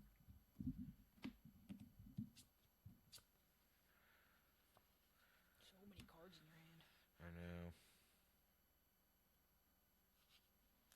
It'd be helpful if some were good.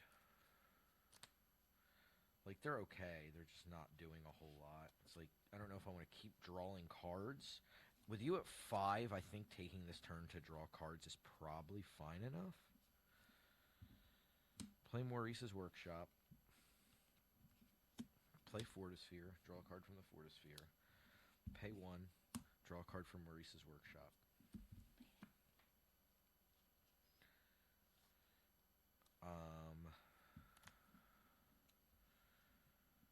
I think that will be it.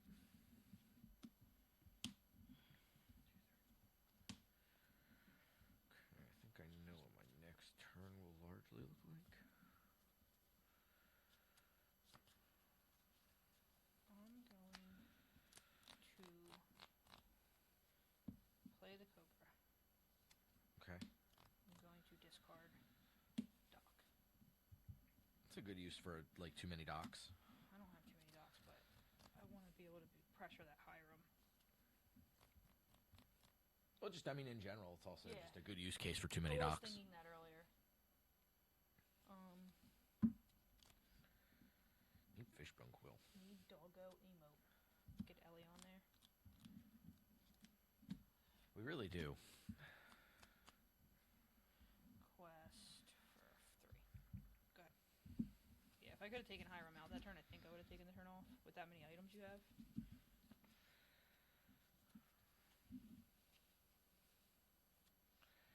Sail. Ink Pete.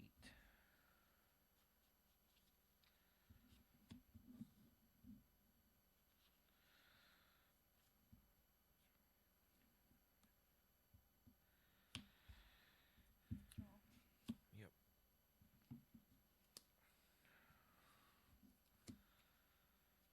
So much ink.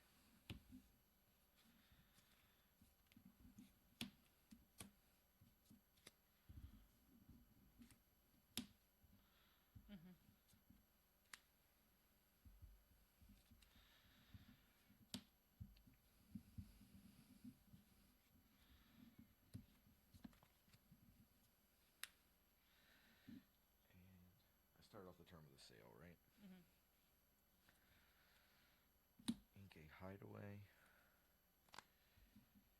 Go.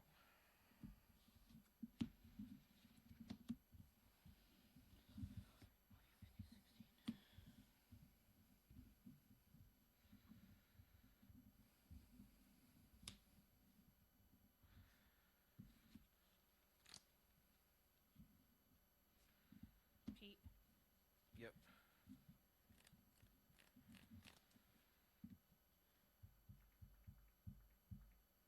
Right? 2, 3, 4, 6.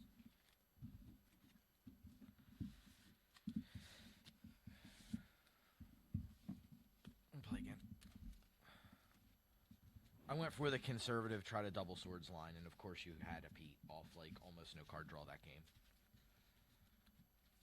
I had the Pete in my opening hand. Okay. Well done. I'm just letting you know. So definitely can't do that.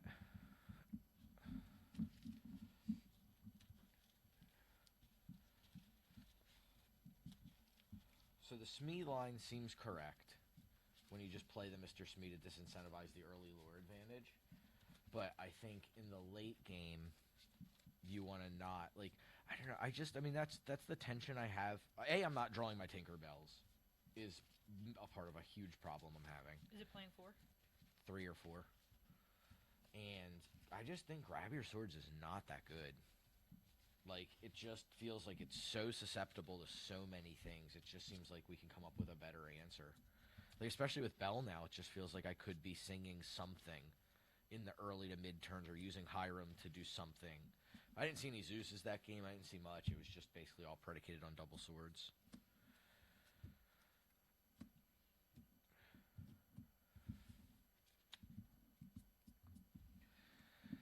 All right. So again, we have like the good starting package that we want. I think the rest of this is a touch clunky. We need stuff.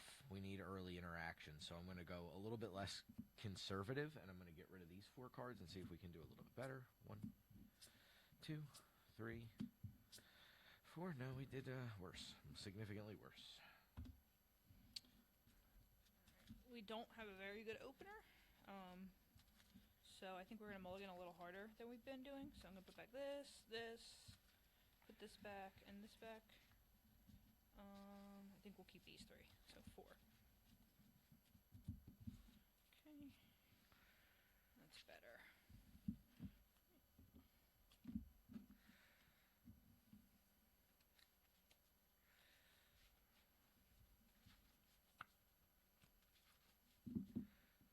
All right. I'm going to Ink Flowersham, play Popsicle, and pass.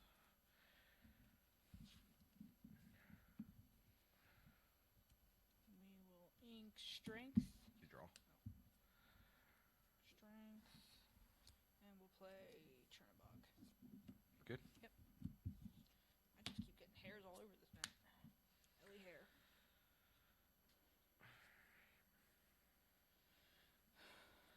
We'll ink another Hiram. We'll play Mr. Smee and pass. Same thing as last time. We just want to disincentivize her doing anything other than questing and blowing that up.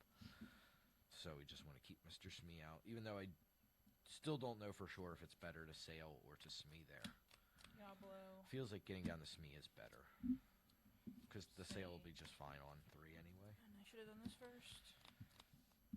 I don't think you're going to get a much better 3 than or 2 than Smee here. Good? It was more the ink. Go ahead.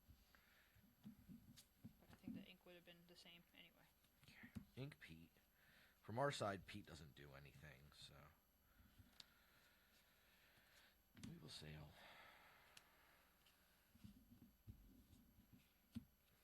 Play a Popsicle. Ink a Tamatoa. Play a Fortisphere.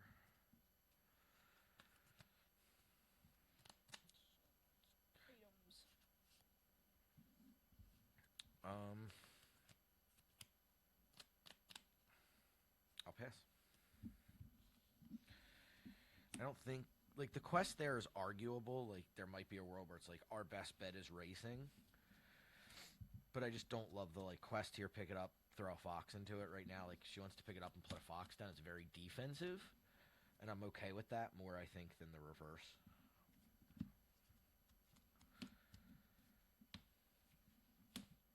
Good. See, this would be a good swords turn. I don't have such things. We don't get to play good cards. Draw 1. Draw 2. Tamatoa. Play Fortisphere. The trade. Pass. Playing very quickly. I mean, I don't think there's much to think about right now. It's kind of just is what it is, you know? Snake. Genie. What?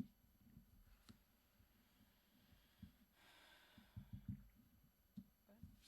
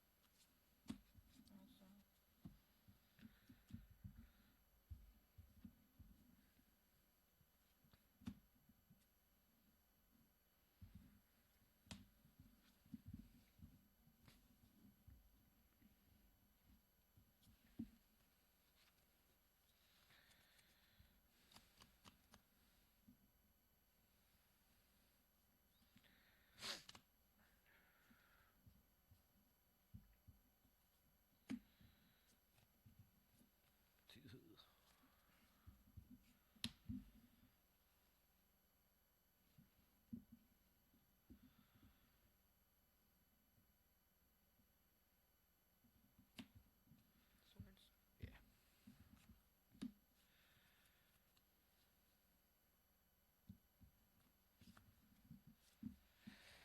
Yeah. Was it the card that I'm not going to ink this turn. Go ahead.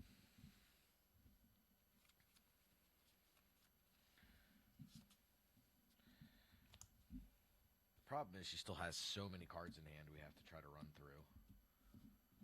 Like, being able to answer many for one is nice, but having to run through cards is rough. Yep. I had that last turn too and didn't play it. Good. Yeah. I had other ways to navigate around it, thankfully, but...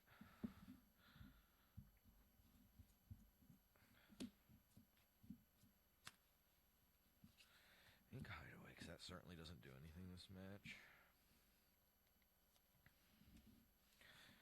Make a workshop.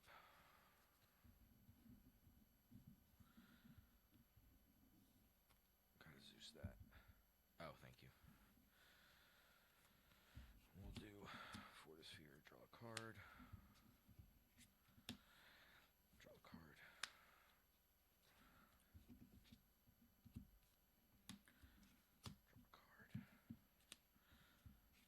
Draw a card. Draw a card.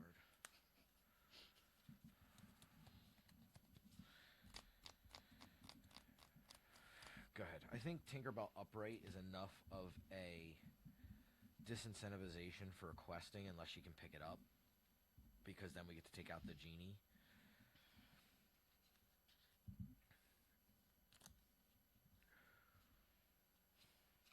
Yeah.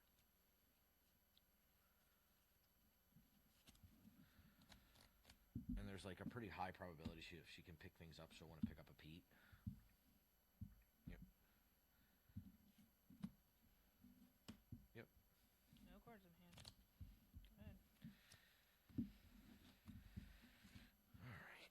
So 2, 3,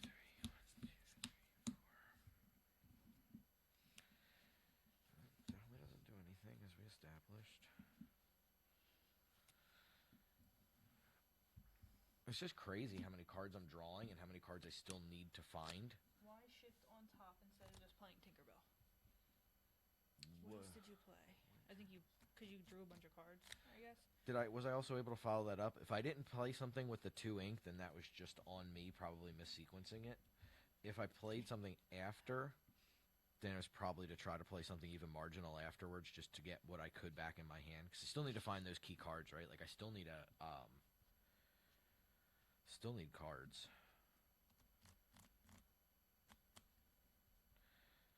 One, two, three, four, five. So I still need to find something here. You didn't quest yet, did you? Yeah, I did. Okay. Do I have?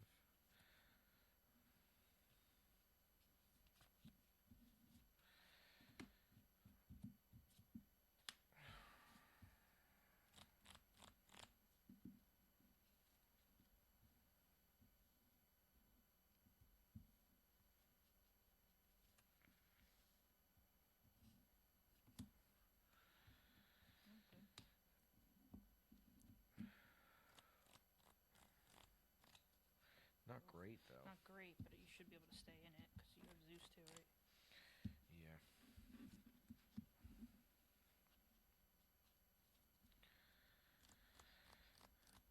I guess we Zeus here.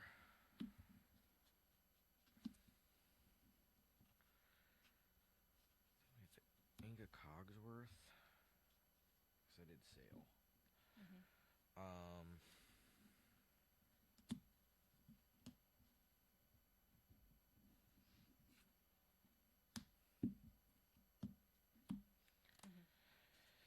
I think I have to do it that way because I can't afford you to gang up on Tinkerbell.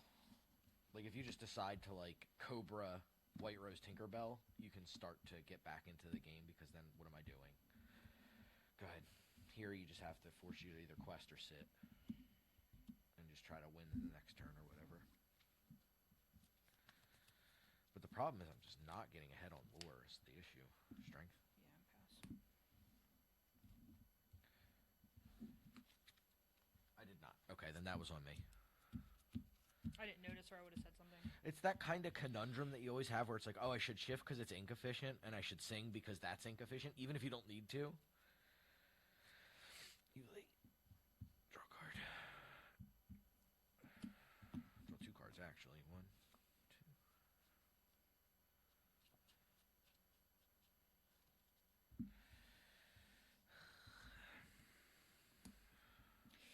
That's bad. What was late? Bell. Oh. Oof, that'll catch you up quick.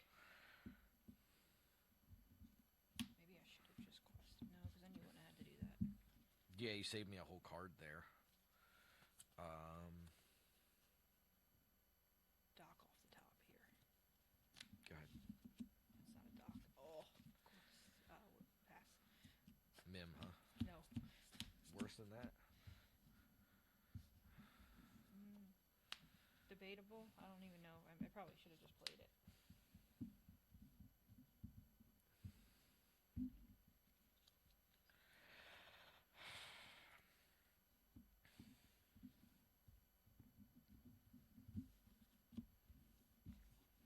Tamatoa. Tamatoa. You have a lot of items. I don't have a lot of items in play. That's the problem.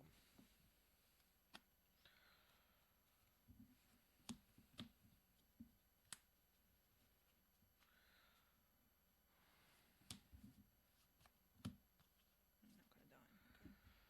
Yeah, I don't think because if I dime this, if I place me, I think in 2 turns, that nets me more than dime would.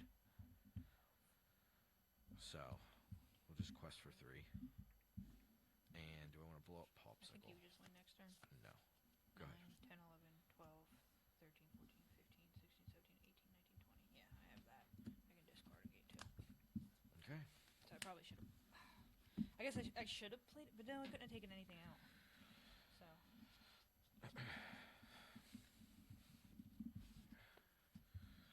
Time be it. 11:09. You want to stop or do you want to do one more? Whatever. You can do one more. You get to be on the play. I think my back can handle one more. Is your back hurting? Oh, the metal chair. It's not the greatest chair. Not the greatest chair at all. I can always get another one of these for down here. Big thanks to everybody for hanging out with us. Artemis Siege, appreciate you being here. Everybody else in chat, really appreciate the help. Sorry about the audio issue. Hopefully next week we can rectify that. I think everything's hooked up correctly. I just have to go back through and just double check. Or maybe there's a different way to get the audio out. I will look into some options. Make sure that audio is a little crispier. But I think the picture looks really good. I think that's been pretty good for us. Hand cam's looking good. I think this is a pretty sweet setup, minus it's a little cold. Next time maybe I would try to get the little space heater like under the table and just blowing under our feet. Just to help keep our feet warm. Ellie's not keeping you warm? No. She's done nothing but get in the way. I think my back partially hurts because I've had my feet like under me and kind of like crisscross applesauce the whole night. Alright. Oh, no one drop again. So... Gotta go digging. How many one drops are you playing, do you know? 12. Okay, then yeah, time to go digging.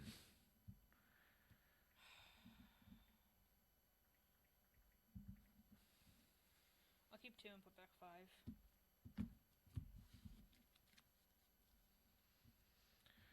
I'm just glad I got to see a little bit more interaction there. Okay. Oh my god, am I shipping all 7 of these? Fine. I think I ship all 7 of these. So, this is all like super slow reactive stuff. It doesn't let me set up my game plan in any meaningful fashion. While there are some cards that are good against Sam, like the Let It Go, the Zeus, the Tinkerbell, they're just so slow to the board. Pete is like terrible in this matchup. This is probably Pete's worst matchup, honestly. How many Cogsworths are you playing? 3. Okay, because I haven't seen you play that many. I haven't had a chance to play any. I do think this has been my style and pretty... Yeah, it looks like Pretty it's good. been pretty good. I like the Cobra a lot.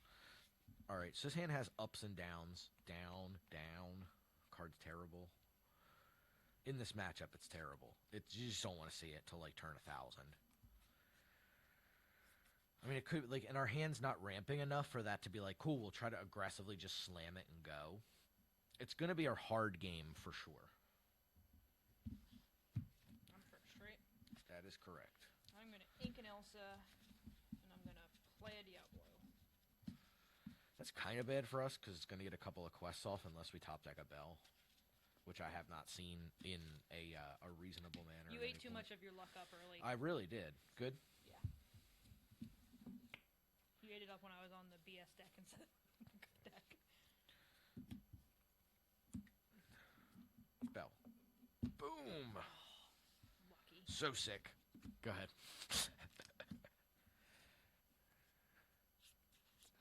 Ugh, I don't want to see that right now. Yeah, that was Quest. game saving for me. Yep. County Marin. Wow. Says Artemis Siege. Go ahead. Wow. Oh wow. That's what I thought too.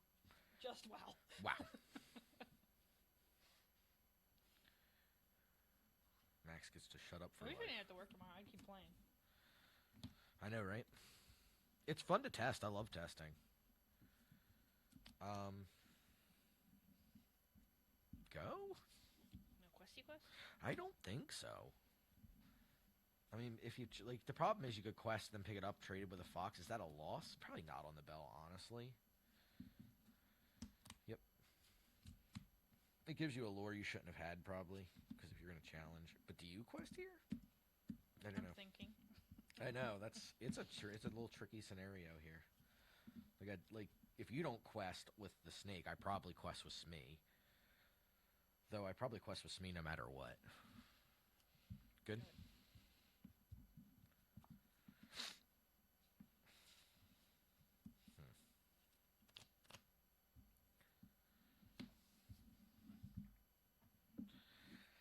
I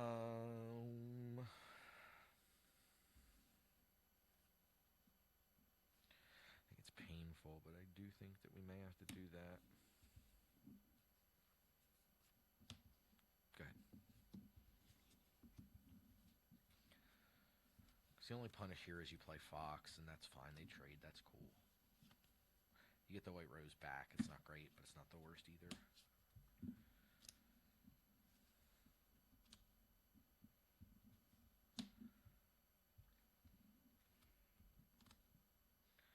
Honey Marin is a nice little punish. And she's got, like, reasonable stats to fight aggro decks. Yeah, I'm liking her better in this matchup. Because, like, I let you take my thing out and then play it. Right. Gotta do the expensive flav. Ooh, boy. That's bad. I guess I trade you because I don't want you picking that thing up. Go ahead.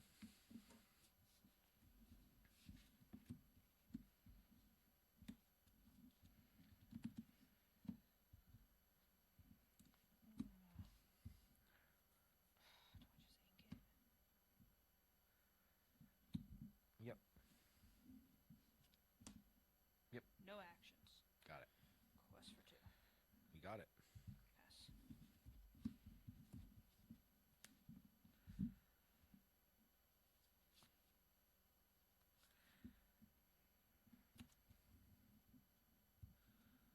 We didn't play that yellow...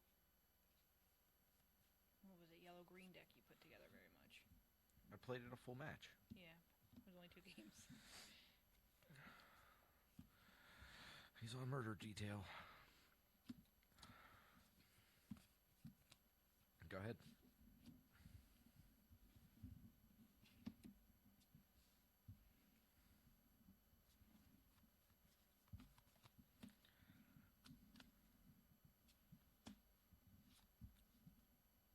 Go ahead.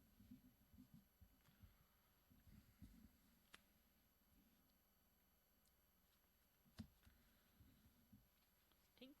Tink. Murder detail.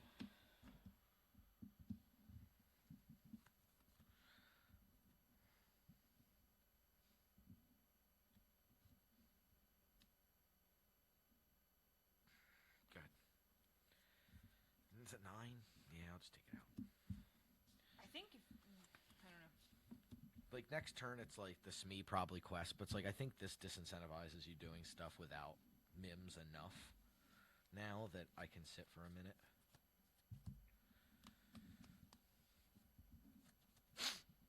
Yep.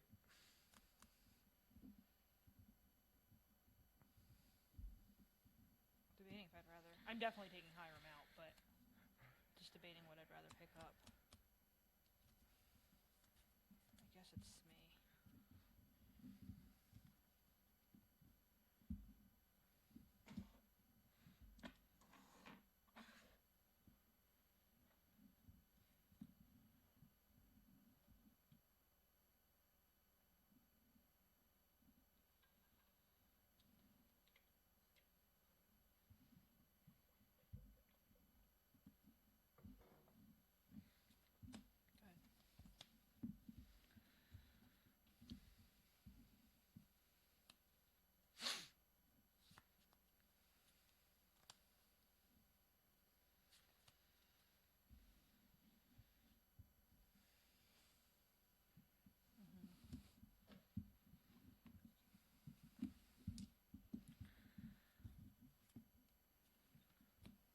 I'm waiting on that one, Pete. Go ahead.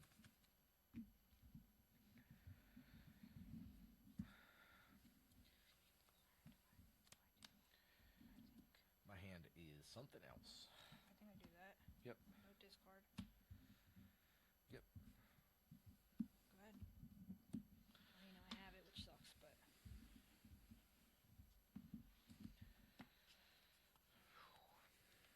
Sucks. Oof. Yeah, but inking the Tamatoa to get there is not my favorite thing in the world.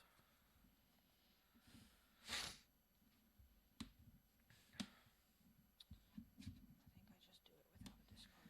Good. You could technically get a discard because you blow up the broom when it comes in, and then you draw the card and then gain the 2. But then I'm discard... I mean, I don't have to discard it. Correct.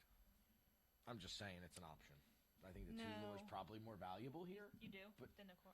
than the card at 12. Alright, we'll put it in the bag. No, I meant like having the unit on board. Oh, okay. Although So- if I play something, what could I play here that punishes you? I get a guaranteed 2 lure. Yeah, I probably would hold it. Or like keep it on board, right? Because what do I do? True. Swords would probably Swords, be. but then you have a Cobra with 2 on it that you just, like, who Alright. cares? I don't know. It's your call. You do We'll what you do want. it. Okay. So in the bag, we'll discard. Yep. Go ahead.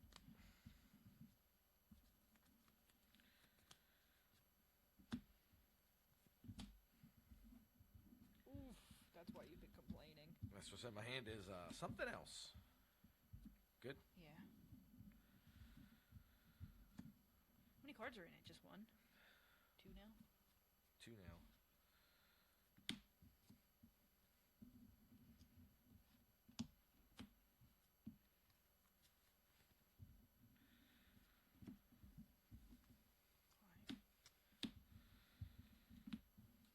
Good. That was a better one to get sourced.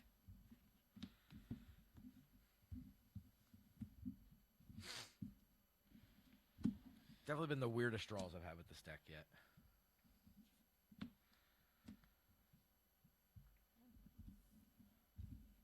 Yeah, just haven't been the most awkward.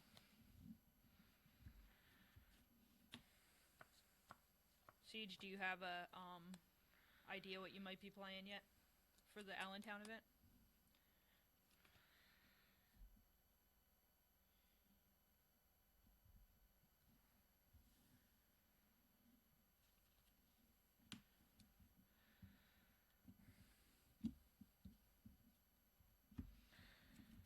I don't think this does anything, so I think it's better as ink. Go ahead.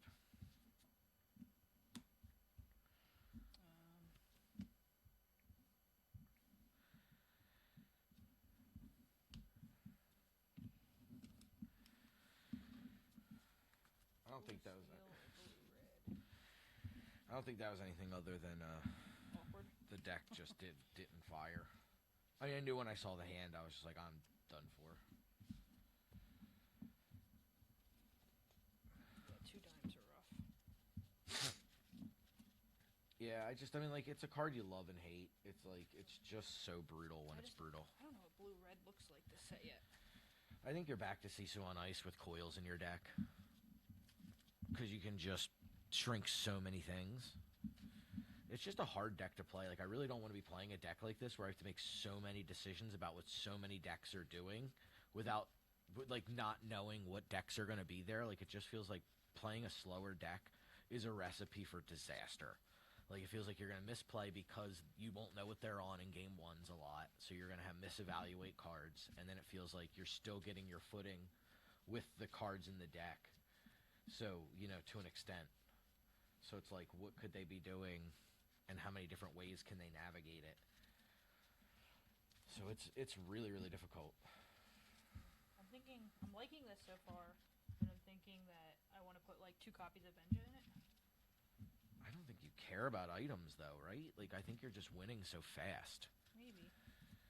Are you playing another one, or are you done here? Oh. Do you want to be done? It doesn't matter. We can do one more. What time is it? 11:30? Almost. Yeah, they'll run us to 11:30. I think that works.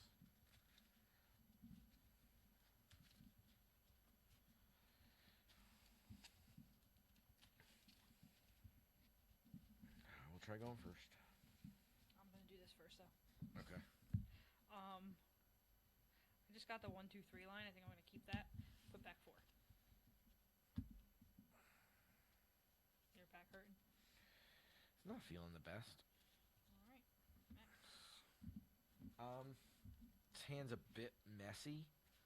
I swear to God, Pete knows that he's so bad in this match, and he just keeps showing up to haunt me. I will keep that. I will keep this. I think with no ramp or anything, we really don't want to keep these too badly, so I'm just going to ship 5 and try to find a little bit more proactivity in the early game. 1, that's nice. 2, that's nice. 3, that's redundant. 4, 5. Bells for sure. Part of the nice.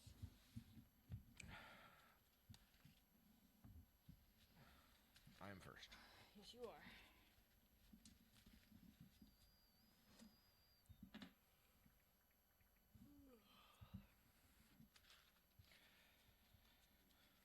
Do we play all the decks we built? Didn't play Green Steel. The mean deck. All right.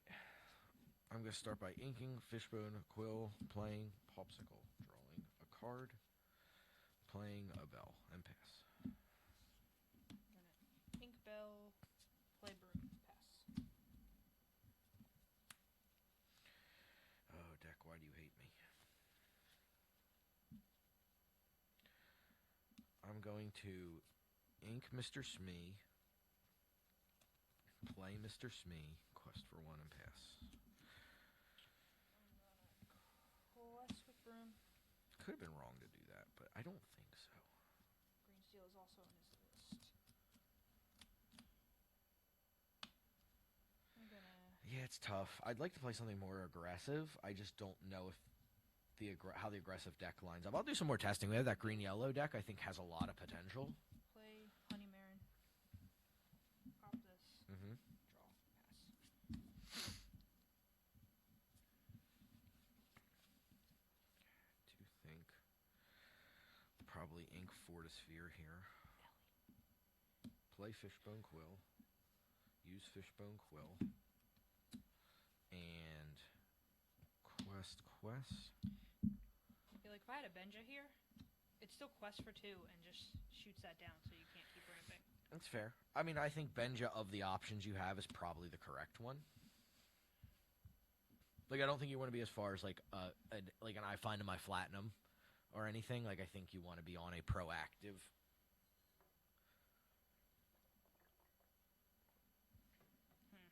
So I think you want cheap and Benja being an ETB plays well with Mim.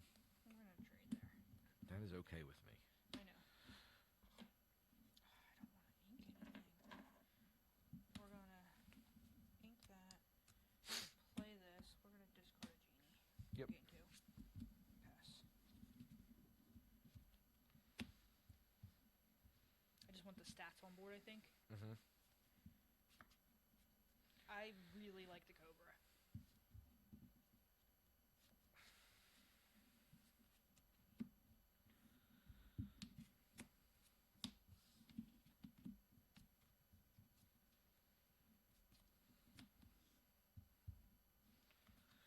Go ahead.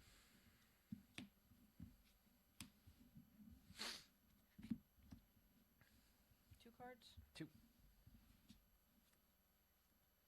That was a painful decision on that turn, but I think that it'll work out for us, hopefully, in getting us resources we need. Yep. Mm-hmm. No quest with Cobra? No. I know you'll slam that. Right, gone.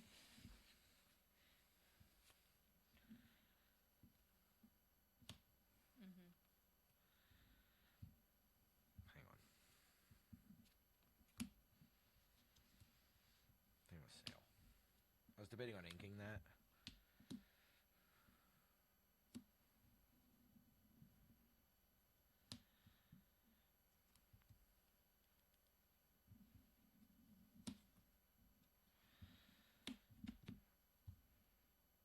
Go ahead.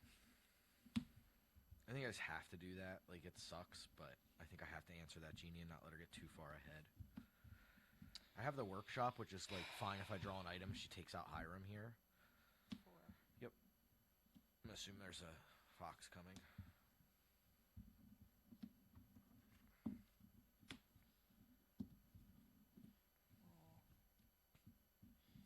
Ink Elson, pass.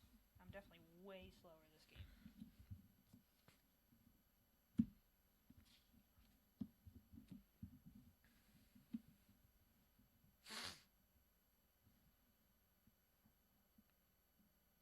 Do we slide it? I bumped it. Ah. It's better now.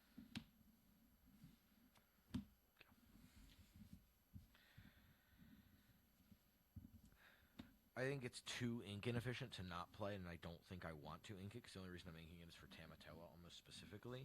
Mm-hmm. It is nice for ink, like, popping off with Maurice's workshop, but I think that's going to be fine enough on its own, if I'm able to do that. I think I'm just gonna do this. Yep. Ink.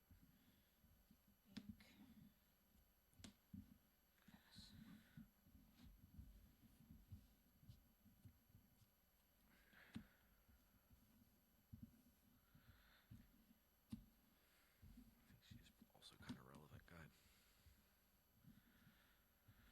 think she's also got enough stats that it's fine. Like, it's going to get to a point where I might need to challenge with multiple things. So again, if I draw a Tamatoa, it's certainly a punish.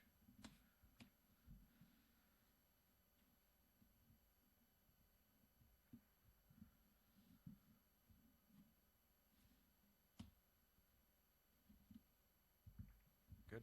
I'm thinking.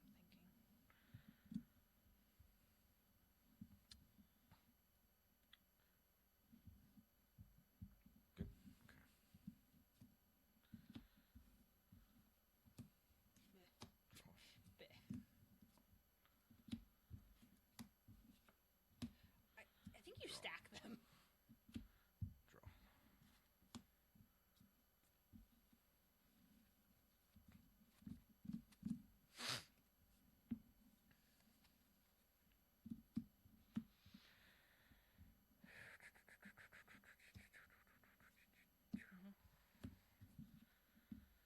The debate was if I wanted to do it and then maybe pop the popsicle.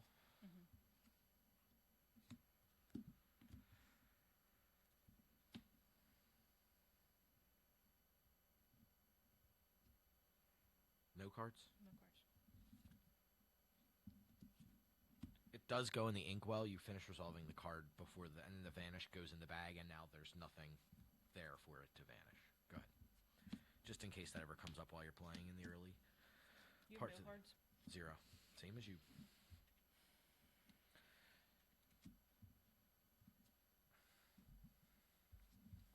Yep. Okay. I think I have to do that. Depends on what you draw there, but I think a lot of the time that's going to end up being something you can do. That sucks. Good.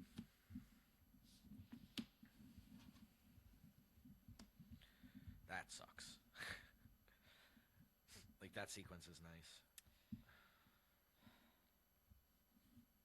Pass. One card.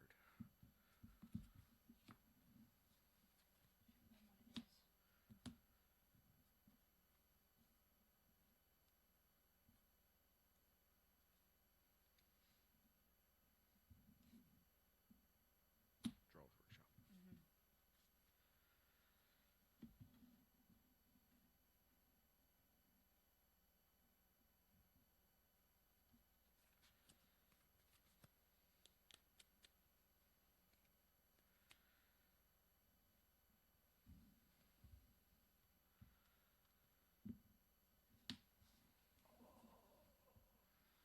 Draw with workshop.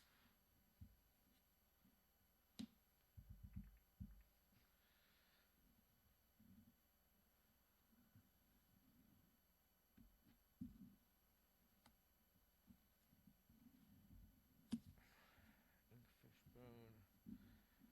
Do I want to fishbone here?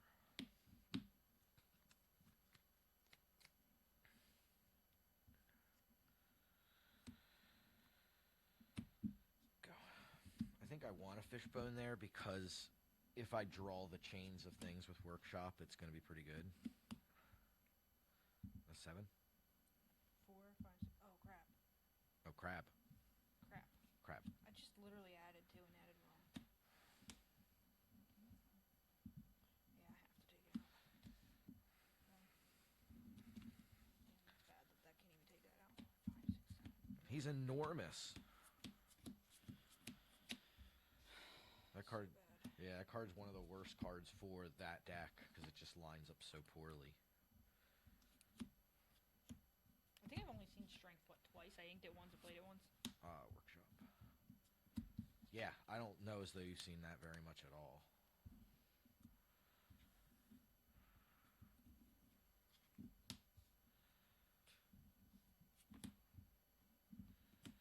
Now you're showing off. Go. Okay, you win. Right? Not this turn. It's 7 Yeah. more. So I go to 16. It's going to be hard for you to win. 16.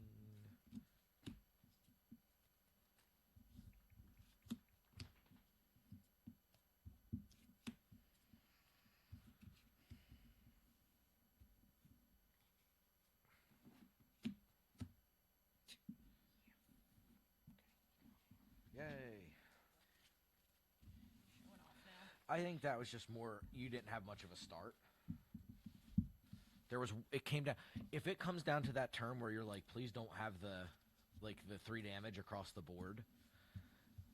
It hasn't. I don't think that's the first time it's become relevant when I've played you, where it's like, oh, I actually can use this to get back in the game. Most of the time, your stuff's so big. The Cobras are like really nice for that reason. I like the Cobra. If I'm playing 3, I'm gonna put 4 in. Really? Yeah. Really? The stats. I guess because it's inkable. Nice. It is inkable, right? Yeah. Yeah, that's hard to argue It's with inkable. You have an extra dock in hand, or What do just you think about the something Honey Marin? Not bad. I think she looked pretty good. Looks good. It's more. I mean, late game, if I draw her and you have an exerted character. The deck struggles for 2s anyway. Yeah. Because you have what, Snake otherwise? Snake. And I have Smee. in this. Yeah, that's nice. What do you have, 2 Honey Marin And in there? Doc. I have 3. That's probably your swap. I did almost 3-3 split for the Honey Marin. Because you have enough 2s with the Dock and the Smee, you might not need the Honey Marin as badly. I've seen the Cobra, so there might be 4. Maybe there's 4 Cobra. Again, if you want to check out any of the deck lists we're testing tonight, if you just hit what Sam did there, which is just !deck or deck list. Click on the link. Or the link that popped up, you can check out any of the decks we're testing tonight. A lot of them, if they're in the details, are credited to the person who designed them if we didn't make them ourselves, which is the bulk of the decks, I think. I might not have done that when I transferred them over. So, yeah. Big thanks to all the people who helped us out. 4. Lorcana deck lists, RMB, Neil and Bradley. Gave us a lot of starting points. Starting points, yeah. I do like the Blue Steel list more than I've liked Blue Steel in the past. I don't know if I like all of the numbers per se. Like, I really don't know how I feel about the songs that Belle could sing. I don't know if I'm into it or not into it. The problem is strength. A lot of times it's going to be like 2 or 3 damage. But, like, what I might do is, this deck is playing one of Twin Fire. I might just drop the Twin Fire and try like a singleton strength, or let the Storm Rage on in its place, so that if I have the Bell, I can do the sing thing and like take out a Diablo that is too quick out of the gate for me to handle, or something like a Curse Merfolk that I just don't want to challenge and discard to. So we'll see. Lots of fiddling to do. So we're gonna keep testing. We have the team coming over, working with us all week, and then the week after to try to get ready for an event at Encounter Comics and Games in Allentown.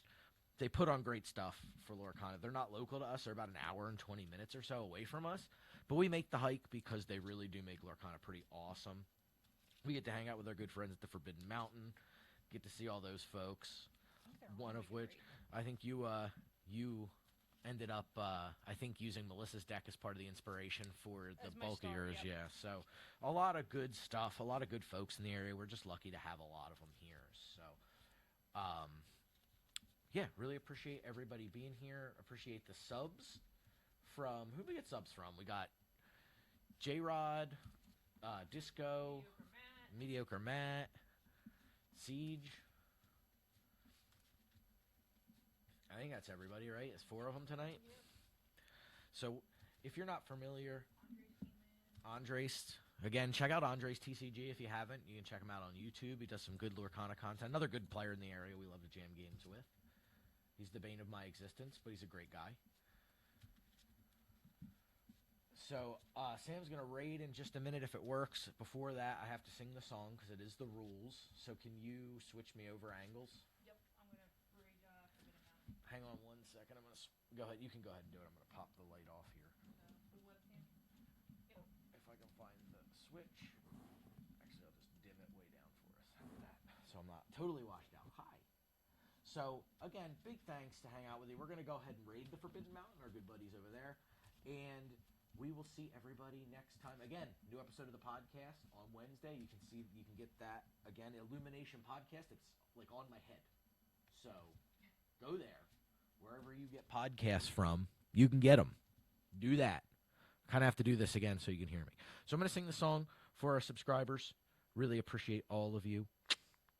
And if I threw a party, invited J-Rod, Disco Computer, Artemis Siege, Mediocre Matt, and all of you who are still there, you would see the biggest gift would be from me, and we're raiding shortly. Thank you for being a friend. Have a great night, everybody. I'm going to keep pointing like this while Sam attempts to make the raid engage. Will it work? Try it from your phone. But seriously, appreciate it. Feel free to reach out. There's a Facebook if you want to check us there. Share some stuff. You'll see us. At any point, this raid could happen. I'm going to keep talking until it does. Big shout out again to all of you. Big shout out to the Forbidden Mountain. Really appreciate everybody. Looking forward to Archazia's Island core constructed. Looking forward to some limited events. Let us know. Again, we're on Facebook. Illumination. Ding. Let us know what you're playing, what you're excited for. What should we do? What do we want us to talk about in the podcast? We're always looking for podcast topics. Let us know.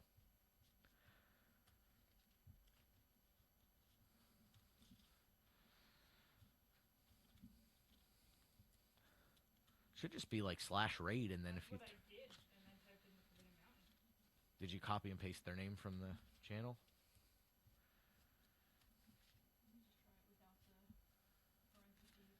There's no parentheses. It kept telling me to. But yeah, we'll be around again, Encounter Games. I think we might be doing another event a couple weeks after that at another local game store. Are we good to go? We're good? We're doing it? Everybody, have a great night. Goodness, I hope this works. Because I've been vamping for a minute now.